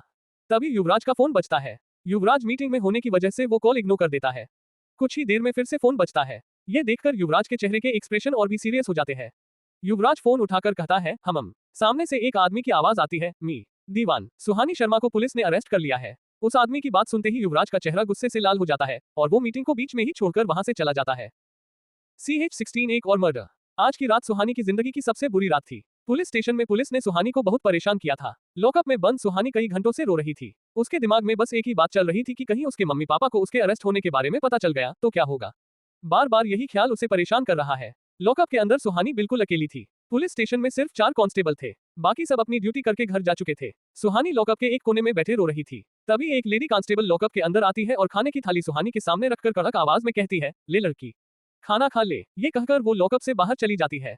सुहानी उस थाली को देखती भी नहीं। उसे इस वक्त अपनी हालत पर रोना और उसकी इस हालत के लिए जिम्मेदार युवराज पर गुस्सा आ रहा था। तभी उसे 2 लोगों के बहस करने की आवाज सुनाई देती है। वो आवाज सुनकर सुहानी का ध्यान उस तरफ जाता है। वो आवाजें लॉकअप के बाहर से आ रही थी। सुहानी उधर देखने के लिए अपना सर उठाती है। वो देखती है कि एक कांस्टेबल किसी लड़के का कॉलर पकड़कर उसे खींचते हुए पुलिस स्टेशन में लेकर आता है और चिल्लाते अपने कलीग से कहता है, लॉकअप का दरवाजा खोल। दूसरा कांस्टेबल कहता है, क्यों? पहला कांस्टेबल कहता है, तुझे दिखाई नहीं देता क्या? मुझे इस लड़के को अंदर डालना है। दूसरा कांस्टेबल कहता है, तू इसे अंदर नहीं डाल सकता। लॉकअप में पहले से एक लड़की है और इस लड़के ने किया क्या है? पहला कांस्टेबल उस लड़के को गुस्से से घूरते हुए कहता है, ये लड़का अपनी कार से 2 लोगों का एक्सीडेंट करके भाग रहा था। बड़ी मुश्किल से मैंने इसे पकड़ा है। मैं इसे इतनी आसानी से जाने नहीं दूंगा। ये कहते हुए कांस्टेबल उस लड़के का कॉलर पकड़कर उसे लॉकअप की तरफ ले जाता है। वो लड़का उस कांस्टेबल को धमकी देते हुए कहता है, तुम्हारी हिम्मत कैसे हुई मुझे अरेस्ट करने की? क्या तुम जानते नहीं मैं कौन हूँ? रात का वक्त था और पुलिस स्टेशन में ज्यादा रोशनी नहीं थी, जिस वजह से उस लड़के का चेहरा ठीक से नहीं दिख रहा था। कांस्टेबल लॉकअप खोलकर उस लड़के को अंदर धकेलते हुए कहता है, बहुत देखे हैं तेरे जैसे अमीर बाप की बिगड़ी औलाद। 2 दिन लॉकअप में रहेगा तो तेरी सारी गर्मी निकल जाएगी। ये कहकर कांस्टेबल लॉकअप बंद कर देता है और अपने डेस्क के पास जाकर बैठ जाता है। वो लड़का गुस्से से लॉकअप के गेट को जोर से मारते हुए कहता है, तुझे इसकी बहुत बड़ी कीमत चुकानी पड़ेगी। सुहानी पहले से ही काफी डरी हुई थी और इस तरह से एक लड़के के लॉकअप में आ जाने से वो और भी ज्यादा घबरा जाती है। सुहानी अपने मन में कहती है, क्या मुझे पूरी रात यहाँ इस गुंडे के साथ रहना होगा? ये सोचते हुए सुहानी एक नजर उस लड़के को देखती है। तभी वो लड़का सुहानी की तरफ मुड़ता है। जब सुहानी उस लड़के का चेहरा देखती है तो उसके होश उड़ जाते हैं। वो लड़का और कोई और नहीं बल्कि युवराज दीवान था। सुहानी समझ नहीं पा रही थी युवराज लॉकअप में क्या कर रहा है। युवराज फिर से पीछे मुड़कर उस कांस्टेबल को देखता है और अब उसके चेहरे का गुस्सा कहीं गायब हो गया था। वो कांस्टेबल भी युवराज को देखकर मुस्कुरा रहा था। युवराज फिर से सुहानी की तरफ मुड़ता है। सुहानी एक कोने में बैठी थी। रो रोकर उसकी आंखें सूज गई थी। युवराज को सुहानी की ये हालत देखकर बहुत बुरा लग रहा था और उससे भी ज्यादा उसे खुद पर गुस्सा आ रहा था, क्योंकि सुहानी की इस हालत का जिम्मेदार वो खुद था। युवराज नहीं जानता था कि उसने गुस्से में जो हरकत की थी उससे सुहानी इतनी बड़ी मुसीबत में पड़ जाएगी। वैसे तो सुहानी युवराज से बहुत गुस्सा थी, लेकिन युवराज के साथ होने पर अब उसे सेफ फील हो रहा था। वो युवराज से अपनी नजरें हटाकर उसी कोने में खामोशी बैठी रहती है। युवराज भी सुहानी से थोड़ी दूरी पर बैठ जाता है। कुछ देर बाद जो कांस्टेबल युवराज को अरेस्ट करके लाया था वो लॉकअप के पास आता है और युवराज के हाथ में एक पार्सल दे देता है। युवराज वो पार्सल लेकर सुहानी के पास आता है और वहीं बैठ जाता है। सुहानी उसे गुस्से और हैरानी से देखने लगती है। युवराज बिना कुछ कहे वो पार्सल खोलना शुरू कर देता है। सुहानी नहीं जानती थी कि युवराज कर क्या रहा है। जब युवराज वो पार्सल पूरा खोल लेता है तो उसमें खाना था। युवराज खाना सुहानी की तरफ बढ़ाकर कहता है, खाना खा लो। सुहानी गुस्से से अपनी नजरें फेर लेती है। युवराज को सुहानी के इसी रिएक्शन की उम्मीद थी, लेकिन वो जानता था कि इस बार गलती उसकी है। युवराज के कुछ पल के गुस्से की वजह से सुहानी लॉकअप तक पहुंच गई थी और पूरी रात उसे लॉकअप में ही गुजारना था। युवराज जानता था कि वो साया सुहानी के पीछे पड़ा है और लॉकअप में वो फिर से सुहानी को मारने की कोशिश कर सकता था, इसलिए युवराज वहां आ गया था। युवराज स्पून में खाना लेकर सुहानी की तरफ बढ़ाते हुए कहता है, आई सेड खाना खा लो। सुहानी गुस्से से युवराज को देखते हुए कहती है, मुझे नहीं खाना। सुहानी का ये एटीट्यूड देखकर भी युवराज शांत ही रहता है। युवराज सुहानी को वार्निंग देते हुए कहता है, अगर 15 मिनट में तुमने ये खाना खत्म किया तो। युवराज इतना ही कह पाया था, तभी सुहानी उसकी बात को बीच में ही काटते हुए कहती है, तो क्या करेंगे आप? मुझे लॉकअप तक तो आपने पहुंचा ही दिया है, इससे बुरा और क्या कर सकते हैं? युवराज अपनी बात पर जोर देकर कहता है, मैं यहाँ से चला जाऊंगा। सुहानी चिढ़कर कहती है, ओह प्लीज चले जाइए यहाँ से। युवराज सीरियस होकर कहता है, सोच लो, तुम अच्छे से जानती हो कि मैं 1 सेकंड में यहाँ से निकल सकता हूँ। फिर तुम्हें पूरी रात इस लॉकअप में अकेले रहना होगा। ये भी हो सकता है कि ये पुलिस वाले किसी क्रिमिनल को अरेस्ट करके यही तुम्हारे साथ बंद कर दे। युवराज की बात सुनकर सुहानी सोच में पड़ जाती है। उसे पता था कि युवराज बिल्कुल सही कह रहा है। सुहानी युवराज से कितना भी गुस्सा क्यों ना हो, लेकिन उसके यहाँ होने से सुहानी को सेफ फील हो रहा था। सुहानी को सोचते देख युवराज उससे कहता है, 15 मिनट्स फिनिश इट। सुहानी गुस्से से एक नजर युवराज को देखती है और फिर मजबूरी में वो खाना खाने लगती है। उसके पास इसके अलावा और कोई ऑप्शन नहीं था। अगर युवराज सच में चला जाता है तो सुहानी बड़ी मुसीबत में पड़ सकती थी। सुहानी को खाते देख युवराज थोड़ा रिलैक्स हो जाता है। सुहानी आज बहुत थक गई थी। खाने के बाद वो लॉकअप की दीवार पर अपना सर टिकाकर बैठ जाती है और थोड़ी ही देर में उसकी आंख लग जाती है। युवराज थोड़ी दूर बैठा सुहानी को ही देख रहा था। उसकी आंखों में नींद का नामो निशान नहीं था। सोते हुए सुहानी का चेहरा बिल्कुल शांत था, लेकिन कुछ देर बाद सुहानी के चेहरे पर शिकन आने लगते हैं। आज सुहानी फिर से वही सपना देख रही थी। विशिंग वेल के पास सफेद कपड़े पहने वही लड़की खड़ी थी जिसे सुहानी ने कल रात रोड पर देखा था। अभी भी सुहानी को उसका चेहरा साफ साफ नहीं दिख रहा था। उस लड़की के सामने एक बूढ़ी औरत खड़ी थी। उस लड़की का चेहरा उस बूढ़ी औरत की तरफ ही था। वो लड़की धीरे धीरे उस बूढ़ी औरत की तरफ बढ़ती है और उनकी गर्दन पकड़कर उनका गला दबाने लगती है। वो बूढ़ी औरत उस लड़की की पकड़ में छटपटा रही थी और उनका दम घुट रहा था। कुछ ही देर में उस लड़की की उंगलियों से बड़े बड़े नुकीले नाखून निकलते हैं और उस बूढ़ी औरत की गर्दन में घुस जाते हैं। वो औरत कुछ देर तक तड़पते हुए अपना दम तोड़ देती है। ये देखते ही सुहानी की आंखें अचानक से खुल जाती है। आंखें खोलते ही सुहानी बेचैन हो जाती है और लंबी लंबी सांसें लेने लगती है। इस ठंड में भी सुहानी के माथे पर पसीने की बूंदें थी। उसे देखकर साफ समझ आ रहा था कि वो बहुत डरी हुई है। युवराज जो अब तक सोती हुई सुहानी को देख रहा था, उसके ऐसे जागने से परेशान हो जाता है। वो फौरन सुहानी के पास जाकर उससे कहता है, क्या हुआ? तुम ठीक हो? सुहानी उस सपने से इतना डर गई थी कि उसके मुंह से आवाज नहीं निकल रही थी। बहुत कोशिश करने के बाद सुहानी हकलाते हुए कहती है, वो लड़की विशिंग वेल उसने मार दिया। युवराज सुहानी का हाथ अपने हाथों में थाम लेता है और कहता है, सुहानी मेरी तरफ देखो। सुहानी युवराज की तरफ देखती है, लेकिन अभी भी वो उतनी ही बेचैन लग रही थी। युवराज आगे कहता है, एक लंबी गहरी सांस लो। सुहानी बिल्कुल वैसा ही करती है। युवराज सुहानी के हाथ पर अपनी पकड़ मजबूत करके कहता है, कुछ नहीं हुआ है, तुम यहाँ बिल्कुल सेफ हो। अब मुझे बताओ क्या हुआ? युवराज को वहां देखकर सुहानी शांत होने लगती है। वो इतना तो जानती थी कि अगर युवराज उसके साथ है तो कोई खतरा उसे छू भी नहीं सकता। सुहानी युवराज की आंखों में देखकर थोड़ी घबराहट के साथ कहती है, आज रात विशिंग वेल के पास फिर से एक मर्डर हुआ है। उसने एक बूढ़ी औरत को मार दिया। युवराज चौंक जाता है और कहता है, तुम्हारे कहने का मतलब क्या है? तुम्हें कैसे पता कि आज वहां मर्डर हुआ है? सुहानी कहती है, कल रात मैंने सपने में एक लड़की को विशिंग वेल के पास देखा था। उस साये ने लड़की पर हमला किया था। वो लड़की बिल्कुल सना की तरह लग रही थी और आज सुबह से सना गायब है। अभी मैंने फिर से सपने में देखा कि वहां एक और मौत हुई है, एक बूढ़ी औरत की मौत। युवराज अभी भी ठीक से समझ नहीं पा रहा था कि सुहानी कहना क्या चाहती है। युवराज उसे समझाते हुए कहता है, तुम पहले शांत हो जाओ और फिर मुझे पूरी बात बताओ। सुहानी युवराज को कल रात की सारी बातें बता देती है कि कैसे वो आधी रात में रोड पर पहुंच गई थी और उसने एक लड़की को देखा। सुहानी पूरी बात बताकर युवराज से कहती है, कल अगर वक्त पर रोहित नहीं आता तो शायद वो मुझे भी मार देती। कल रात उसने मेरी जान बचाई थी और आपने पता नहीं क्या समझ लिया। आपकी वजह से पूरे कॉलेज के सामने मेरा मजाक बन गया है और मैं यहाँ लॉकअप में हूँ। अब युवराज को बहुत गिल्टी फील हो रहा था, लेकिन वो ये बात अपने चेहरे पर नहीं आने देता। युवराज आज लॉकअप में पुलिस को पैसे देकर आया था जिससे वो सुहानी के साथ रहे और सुहानी लॉकअप में सेफ रहे। अब युवराज के मन में एक सवाल आ रहा था, क्या सच में सुहानी विशिंग वेल के पास होने वाली मौतों को देख सकती है? लेकिन ये कैसे हो सकता है? यही सोचते हुए युवराज और सुहानी की पूरी रात बिना सोए ही कट जाती है। अगली सुबह एक कांस्टेबल भागते हुए पुलिस स्टेशन में आता है। वो इंस्पेक्टर के पास आकर कहता है, सर, कल रात फिर से पुराने रोड के पास एक मर्डर हुआ है। उस कांस्टेबल की बात सुनकर वहां सभी लोग सकते में आ जाते हैं। वो सब सुहानी को देखने लगते हैं। उनमें से एक कांस्टेबल कहता है, ये लड़की तो रात भर से यही है। तो फिर कल रात वो मर्डर किसने किया? युवराज भी ये सुनकर चौंक गया था। वो अपने मन में कहता है, तो क्या सुहानी सच कह रही थी? क्या उसने वाकई ये मर्डर सपने में देखा था? युवराज ये सोच ही रहा होता है तभी इंस्पेक्टर कांस्टेबल से कहता है, मर्डर किसका हुआ है? कांस्टेबल कहता है, सर, एक बूढ़ी औरत है। युवराज की हैरानी अब और भी ज्यादा बढ़ जाती है। वो सुहानी की तरफ देखता है। सुहानी डर और गुस्से से युवराज को ही देख रही थी। युवराज फौरन सुहानी के पास जाकर उसकी दोनों बाहों को कसकर पकड़ लेता है और उसकी आंखों में देखकर कहता है, तुम इन मर्डर्स को कैसे देख सकती हो? सुहानी युवराज के सवाल का कोई जवाब नहीं देती क्योंकि उसके पास खुद इसका कोई जवाब नहीं था। इतने में निशा और विवेक एक वकील को लेकर पुलिस स्टेशन आ जाते हैं। सुहानी को बेल मिल जाती है और पुलिस उसे को छोड़ देती है।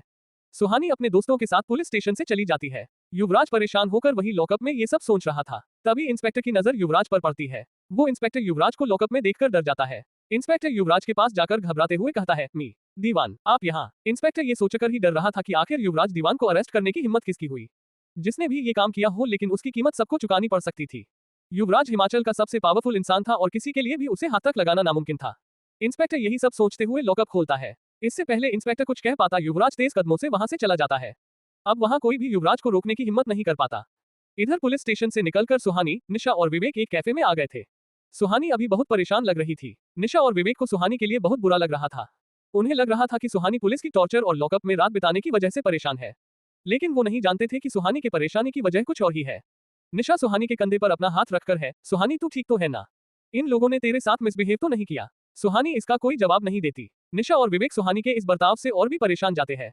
दोनों एक के बाद एक करके कई सवाल सुहानी से करते हैं, लेकिन सुहानी उनके किसी सवाल का कोई जवाब नहीं दे रही थी। वो किसी और ही ख्याल में खोई हुई थी। निशा और विवेक को सुहानी का ये बर्ताव समझ नहीं आ रहा था। कुछ देर बाद सुहानी आंखों में खौफ लिए निशा और विवेक की तरफ देखकर कहती है, कल रात मैंने सपने में विशिंग व्हील के पास एक बूढ़ी औरत का मर्डर होते देखा।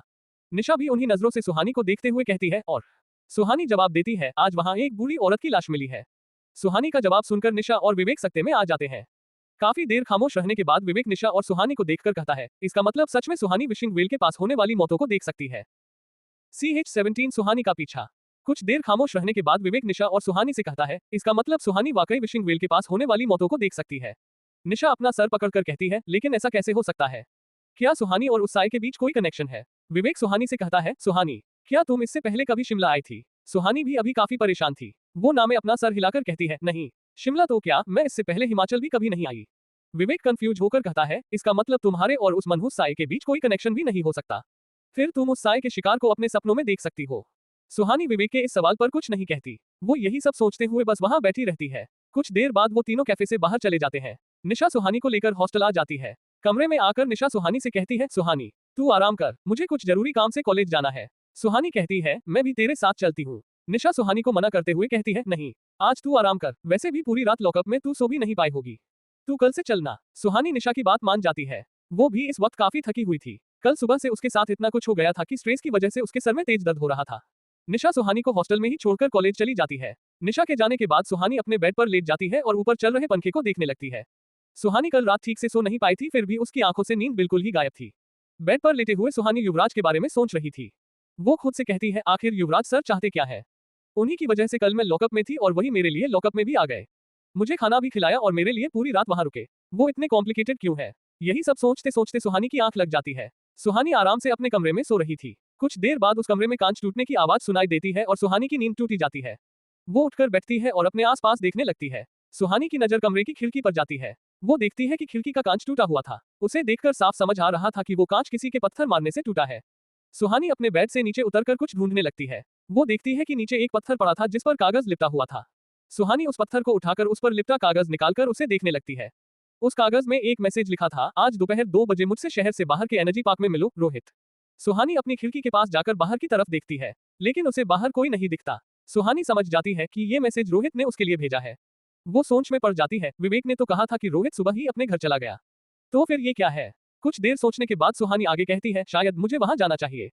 सुहानी रेडी होने के लिए चली जाती है। इधर युवराज पुलिस स्टेशन से सीधे अपने घर आता है। अपनी कार पार्क करके युवराज गुस्से में अपने घर के अंदर आता है। अंदर आकर युवराज अपने एक सर्वेंट से कहता है, डैड कहाँ है? वो सर्वेंट युवराज को इस तरह गुस्से में देखकर डर जाता है और वो डरते हुए कहता है, युवराज बाबा, बड़े साहब अपने स्टडी रूम में है। युवराज गुस्से में स्टडी रूम की तरफ बढ़ जाता है। जब वो स्टडी रूम के अंदर आता है तो देखता है कि मी यशवंत दीवान और पद्मिनी सिंघानिया काउच पर बैठे कुछ डिस्कस कर रहे थे। उन दोनों को एक साथ देखकर युवराज का गुस्सा और भी बढ़ जाता है। वो अपने डैड से कहता है, मुझे आपसे कुछ जरूरी बात करनी है। मी, यशवंत कहते हैं, हाँ बेटा, बोलो। युवराज उसी गुस्से से पद्मिनी को देखकर कहता है, मुझे आपसे अकेले में बात करनी है। मी, यशवंत युवराज की इस हरकत से नाराज होकर उसे कुछ कहते हैं, युवराज ये क्या तरीका है बात करने का। युवराज कहता है, शायद आपने मेरी बात ठीक से सुनी नहीं। मुझे इसी वक्त आपसे बात करनी है, वो भी अकेले में। मी, यशवंत दीवान आगे कुछ कहने ही वाले होते हैं तभी पद्मिनी उनसे कहती है, इट्स ओके। मी, दीवान, मैं चलती हूँ, आप बात कर लीजिए। पद्मिनी युवराज को एक नजर देखकर वहां से जाने लगती है, लेकिन युवराज गुस्से में पद्मिनी से नजरें फेर लेता है। इधर मी, दीवान भी खुद को शांत करते हुए युवराज से कहते हैं, क्या बात है युवराज, तुम परेशान लग रहे हो। युवराज ऊंची आवाज में कहता है, क्या हो रहा है शहर में। मी, दीवान अनजान बनते हुए कहते हैं, क्या हो रहा है मतलब। युवराज और भी गुस्से से कहता है, आप अच्छे से जानते हैं मैं किस बारे में बात कर रहा हूँ। क्या हो रहा है यहाँ। पहले यहाँ सिर्फ उन लोगों की मौत होती थी जो रात में पुराने रोड पर जाते थे, लेकिन अब लोग कहीं से भी गायब होकर मर रहे हैं। क्या हो रहा है ये सब। युवराज की पूरी बात सुनकर यशवंत दीवान के माथे पर पसीना आ जाता है। अब युवराज उनके चेहरे पर घबराहट साफ देख सकता था। वो हकलाते हुए युवराज से कहते हैं, बेटा, मेरा भरोसा करो, मुझे इस बारे में कुछ भी नहीं पता है। युवराज उनकी आंखों में नाराजगी के साथ देखते हुए कहता है, भरोसा और आप पर। आप मुझसे भरोसे की उम्मीद कर भी कैसे सकते हैं। यहाँ जो भी हो रहा है उसकी वजह सिर्फ आप है। युवराज की ऐसी कड़वी बातें सुनकर मी, दीवान की आंखें नम हो जाती है। वो रुंधे गले से कहते हैं, नहीं बेटा, मैंने ये सब जानबूझकर नहीं किया। मैं तुम्हें कैसे समझाऊं कि ये सब कैसे हो गया। युवराज समझ जाता है कि उसे यहाँ अपने सवालों का जवाब नहीं मिलने वाला है। वो मी, यशवंत दीवान से बिना कुछ कहे वहां से चला जाता है। युवराज के जाने के बाद मी, दीवान सोफे पर बैठ जाते हैं और अपने आप से कहते हैं, ये अपने बच्चे के साथ ये क्या कर दिया। युवराज अब अपने कमरे में आता है। युवराज का कमरा बहुत आलीशान था। उसके कमरे को एक से बढ़कर एक महंगी चीजों से सजाया गया था। युवराज गुस्से में वहां रखे के वाश को देखता है और उसे उठाकर जमीन पर पटक देता है। काफी देर तक उसने खुद को कंट्रोल किया था, लेकिन अब उसका गुस्सा उसके आपे से बाहर हो रहा था। युवराज अब डिसाइड कर चुका था कि वो चुप रहकर हालात को एक्सेप्ट नहीं करेगा। वो जानकर ही रहेगा कि इस शहर में हो क्या रहा है, लेकिन वो समझ नहीं पा रहा था कि शुरुआत कहां से करे। वो जानता था कि इस वक्त एक ही इंसान उसकी मदद कर सकती थी और इंसान सुहानी थी।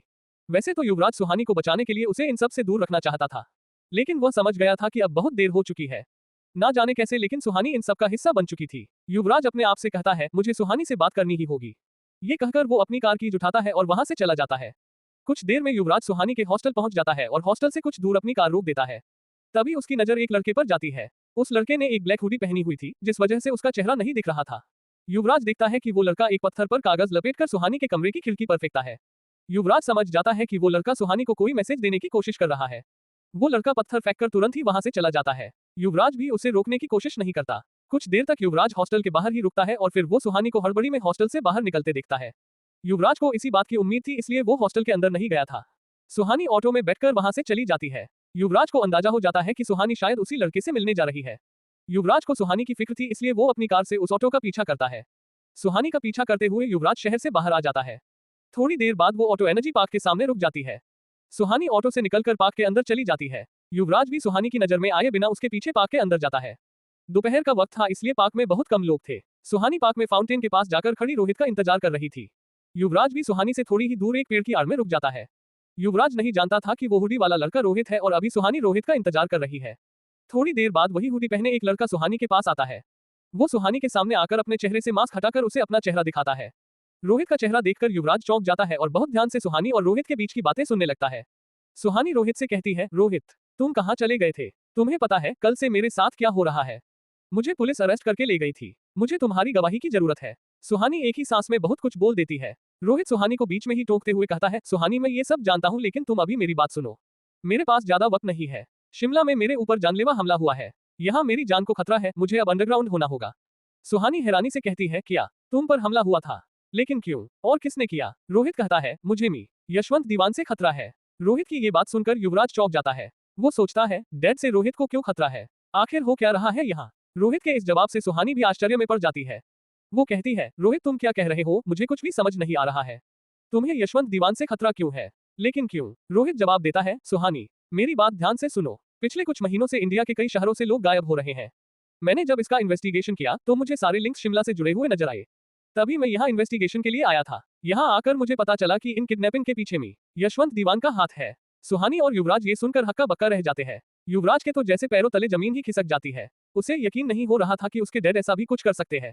युवराज का मन कर रहा था कि वो रोहित के पास जाकर खुद उससे सब पूछे, लेकिन वो खुद को रोक लेता है। सुहानी रोहित से कहती है, मी, यशवंत दीवान, क्या तुम पूरे यकीन के साथ कह सकते हो कि इन सब के पीछे उन्हीं का हाथ है? रोहित कॉन्फिडेंस के साथ कहता है, हाँ सुहानी, मैं पूरे यकीन के साथ कह सकता हूँ। एक और बात मी, दीवान ये किडनैपिंग अपने लिए नहीं बल्कि किसी और के लिए कर रहे हैं। ये सुनते ही सुहानी कहती है, किसके लिए? युवराज भी यही जानना चाहता था। रोहित कहता है, पता नहीं, लेकिन कोई तो है जिससे यशवंत दीवान डर रहे हैं। एक रात मैं सबसे छुपकर दीवान विला के अंदर गया था, तब मैंने यशवंत दीवान को किसी से बात करते हुए सुना था। वो कह रहे थे कि अगर उन्होंने अपना काम पूरा नहीं किया तो कोई है जो उन्हें नहीं छोड़ेगी। शायद उन्हें कोई धमकी दे रहा है। सुहानी हैरानी से कहती है, इतने पावरफुल इंसान को कौन धमकी दे सकता है? वैसे रोहित, तुम्हारे इन्फॉर्मेशन के हिसाब से मी, यशवंत दीवान ने कितने लोगों को किडनैप करवाया है? रोहित सुहानी की आंखों में देखते हुए कहता है, 900 से भी ज्यादा लोग। रोहित का जवाब सुनकर सुहानी शॉक्ड रह जाती है। लेकिन कोई और था जो सुहानी से कहीं ज्यादा हैरान था। वो युवराज था। युवराज खुद से कहता है, इसका मतलब मेरा शक सही था। लेकिन वो समझ नहीं पा रहा था कि उसके डैड बिना उसकी जानकारी के इतना बड़ा क्राइम कैसे कर सकते हैं। कुछ देर खामोश रहने के बाद सुहानी अपना अगला सवाल करती है। ये सवाल पूछते हुए उसके दिल की धड़कन बहुत तेज हो रही थी। वो बहुत हिम्मत करके रोहित से कहती है, क्या युवराज सर भी इसमें इन्वॉल्व है? सुहानी का ये सवाल सुनकर युवराज की आंखें छोटी हो जाती है। वो सोचता है, क्या ये लड़की मेरे बारे में ऐसा सोचती है? रोहित जवाब देता है, मुझे नहीं पता युवराज सर इसमें इन्वॉल्व है या नहीं। रोहित के इस जवाब से सुहानी एक चैन की सांस लेती है। उसे खुशी थी कि कम से कम रोहित ने हाँ तो नहीं कहा था। सुहानी आगे कुछ कहने ही वाली थी, तभी रोहित के फोन का अलार्म बजता है। अलार्म देखकर रोहित सुहानी से कहता है, अब मुझे निकलना होगा।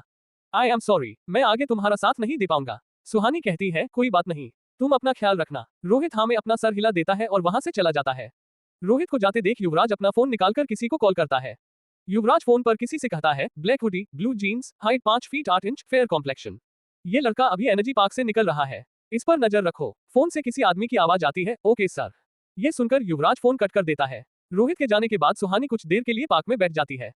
सुहानी अकेले फाउंटेन के पास बैठे पिछले 2-3 दिनों में हुई सभी इंसिडेंट्स के बारे में सोच रही थी। उसे समझ नहीं आ रहा था कि वो इन सब का सामना कैसे करे। वो किसी भी तरह से युवराज को उस साए से आजाद करना चाहती थी, लेकिन वो खुद अब इसमें फंसती चली जा रही थी। युवराज कुछ दूर खड़े होकर सुहानी को ही देख रहा था। सुहानी अपने सर पर हाथ रखे वहां बैठे कुछ सोच रही थी, तभी युवराज उसके सामने आ जाता है। किसी के आने की आहट सुनकर सुहानी अपना सर उठाती है। सामने युवराज को देखकर वो चौंक जाती है। युवराज बिना किसी एक्सप्रेशन के सुहानी से कहता है, I need your help. CH-18 new investigation team. Suhani अपने सामने युवराज को देखकर चौंक जाती है। युवराज अपने पूरे एटीट्यूड के साथ सुहानी के सामने खड़ा उसे ही देख रहा था। उसे देखकर सुहानी की आंखें सिकुड़ जाती है। युवराज इस वक्त सुहानी से मदद तो मांग रहा था, लेकिन अभी भी सुहानी को उसके चेहरे पर वही एरोगेंस दिख रहा था। युवराज को देखकर ऐसा लग रहा था जैसे वो सुहानी को अपनी मदद करने के लिए ऑर्डर दे रहा है। सुहानी गुस्से में वहां से उठकर जाने लगती है। वो 2-3 कदम ही आगे बढ़ा पाई थी, तभी युवराज पीछे से उसका हाथ पकड़कर उसे रोक लेता है। युवराज के ऐसा करने पर सुहानी का गुस्सा और भी बढ़ जाता है। वो अपना हाथ झटककर खुद को युवराज पर चिल्लाते हुए कहती है, आपकी प्रॉब्लम क्या है? सिर्फ आपकी वजह से ही कल की रात मुझे लॉकअप में गुजारनी पड़ी। कॉलेज के सभी लोग मेरे बारे में कैसी कैसी बातें कर रहे हैं, मुझ पर हंस रहे हैं सिर्फ आपकी वजह से। और आप यहाँ मुझसे ही मदद मांगने आए हैं, वो भी इस एटीट्यूड के साथ। युवराज खामोशी से सुहानी की बातें सुन रहा था। उसकी बात पूरी हो जाने पर कहता है, सिर्फ मुझे ही नहीं बल्कि तुम्हें भी मेरी मदद की जरूरत है। मुझे आपकी मदद की कोई जरूरत नहीं है। सुहानी चिढ़ते हुए कहती है। युवराज कहता है, तुम भी जानती हो कि उस साए से किसी की जान को सबसे ज्यादा खतरा है, तो वो अब तुम हो। और सिर्फ मैं हूँ जो उसे रोकने में तुम्हारी मदद कर सकता है। सुहानी कहती है, युवराज सर, मेरे साथ मेरे दोस्त है और वो मेरी मदद करने के लिए काफी है। युवराज अपनी बात पर जोर देकर कहता है, तुम बहुत अच्छे से जानती हो कि जो भी तुम्हारी मदद करेगा उसकी जान को भी खतरा होगा। मुझे नहीं लगा था कि तुम अपने दोस्तों से मदद लेकर उनकी जान खतरे में डालना चाहोगी। सुहानी अब सोच में पड़ जाती है। उसे एहसास होता है कि युवराज बिल्कुल सही कह रहा है। वो अपनी वजह से निशा और विवेक की जान खतरे में नहीं डाल सकती थी। सुहानी कुछ सोचते हुए 2-3 कदम चलती है और फिर पास की कुर्सी पर बैठ जाती है। युवराज भी उस कुर्सी के दूसरे किनारे पर बैठ जाता है। कुछ देर खामोश रहने के बाद वो कहता है, मैं अब उससे आजाद होना चाहता हूँ और इसके लिए मुझे तुम्हारी मदद की जरूरत है। सुहानी उसके चेहरे को एकटक देखने लगती है। उसे समझ नहीं आ रहा था कि वो युवराज पर भरोसा करे या नहीं।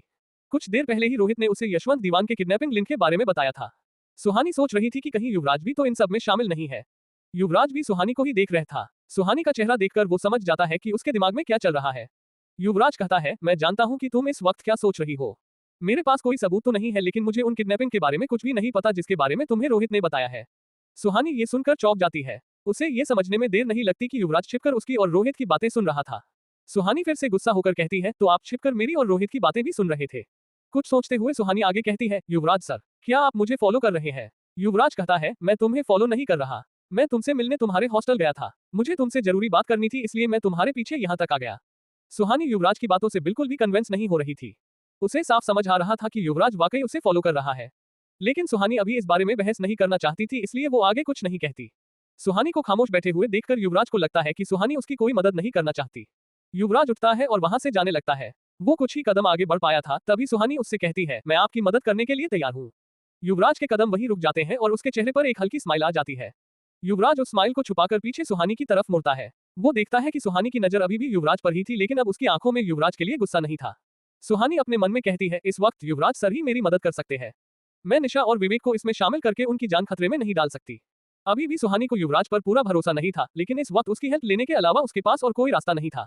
सुहानी किसी भी कीमत पर युवराज को उस साए से आजाद करना चाहती थी और युवराज सुहानी और उस साए के बीच के कनेक्शन का पता लगाना चाहता था। युवराज सुहानी के पास आकर उससे कहता है, मुझे सब कुछ जानना है, तुम्हारे सपने और उन मर्डर्स के बारे में सब कुछ। उद्धरण चिन्ह। युवराज के कहने पर सुहानी उसे शुरू से सारी बातें बताना शुरू करती है। सारी बातें जानने के बाद भी युवराज को ये बात समझ नहीं आ रही थी कि सुहानी उन मर्डर्स को अपने सपने में कैसे देख सकती है। युवराज और सुहानी को बात करते करते शाम हो जाती है। धीरे धीरे चारों तरफ अंधेरा फैलने लगा था। रात होने होते ठंड भी बढ़ रही थी। सुहानी युवराज से कहती है, अब हमें चलना चाहिए। 6 बजने से पहले मुझे हॉस्टल पहुंचना है। युवराज नोटिस करता है कि सुहानी ठंड से कांप रही थी। उसकी ऐसी हालत देखकर युवराज कहता है, चलो मैं तुम्हें ड्रॉप कर देता हूँ। सुहानी उसे मना करते हुए कहती है, नहीं, मैं खुद चली जाऊंगी। युवराज उसे घूरते हुए सोचने लगता है, ये लड़की कभी मेरी बात क्यों नहीं मानती। लेकिन युवराज अभी सुहानी से कोई बहस नहीं करना चाहता था, इसलिए वो सुहानी की बात मान जाता है। वो दोनों चलते हुए पार्क से बाहर आते हैं। सुहानी रोड के दोनों तरफ अपनी नजरें दौड़ाते हुए ऑटो का इंतजार करने लगती है।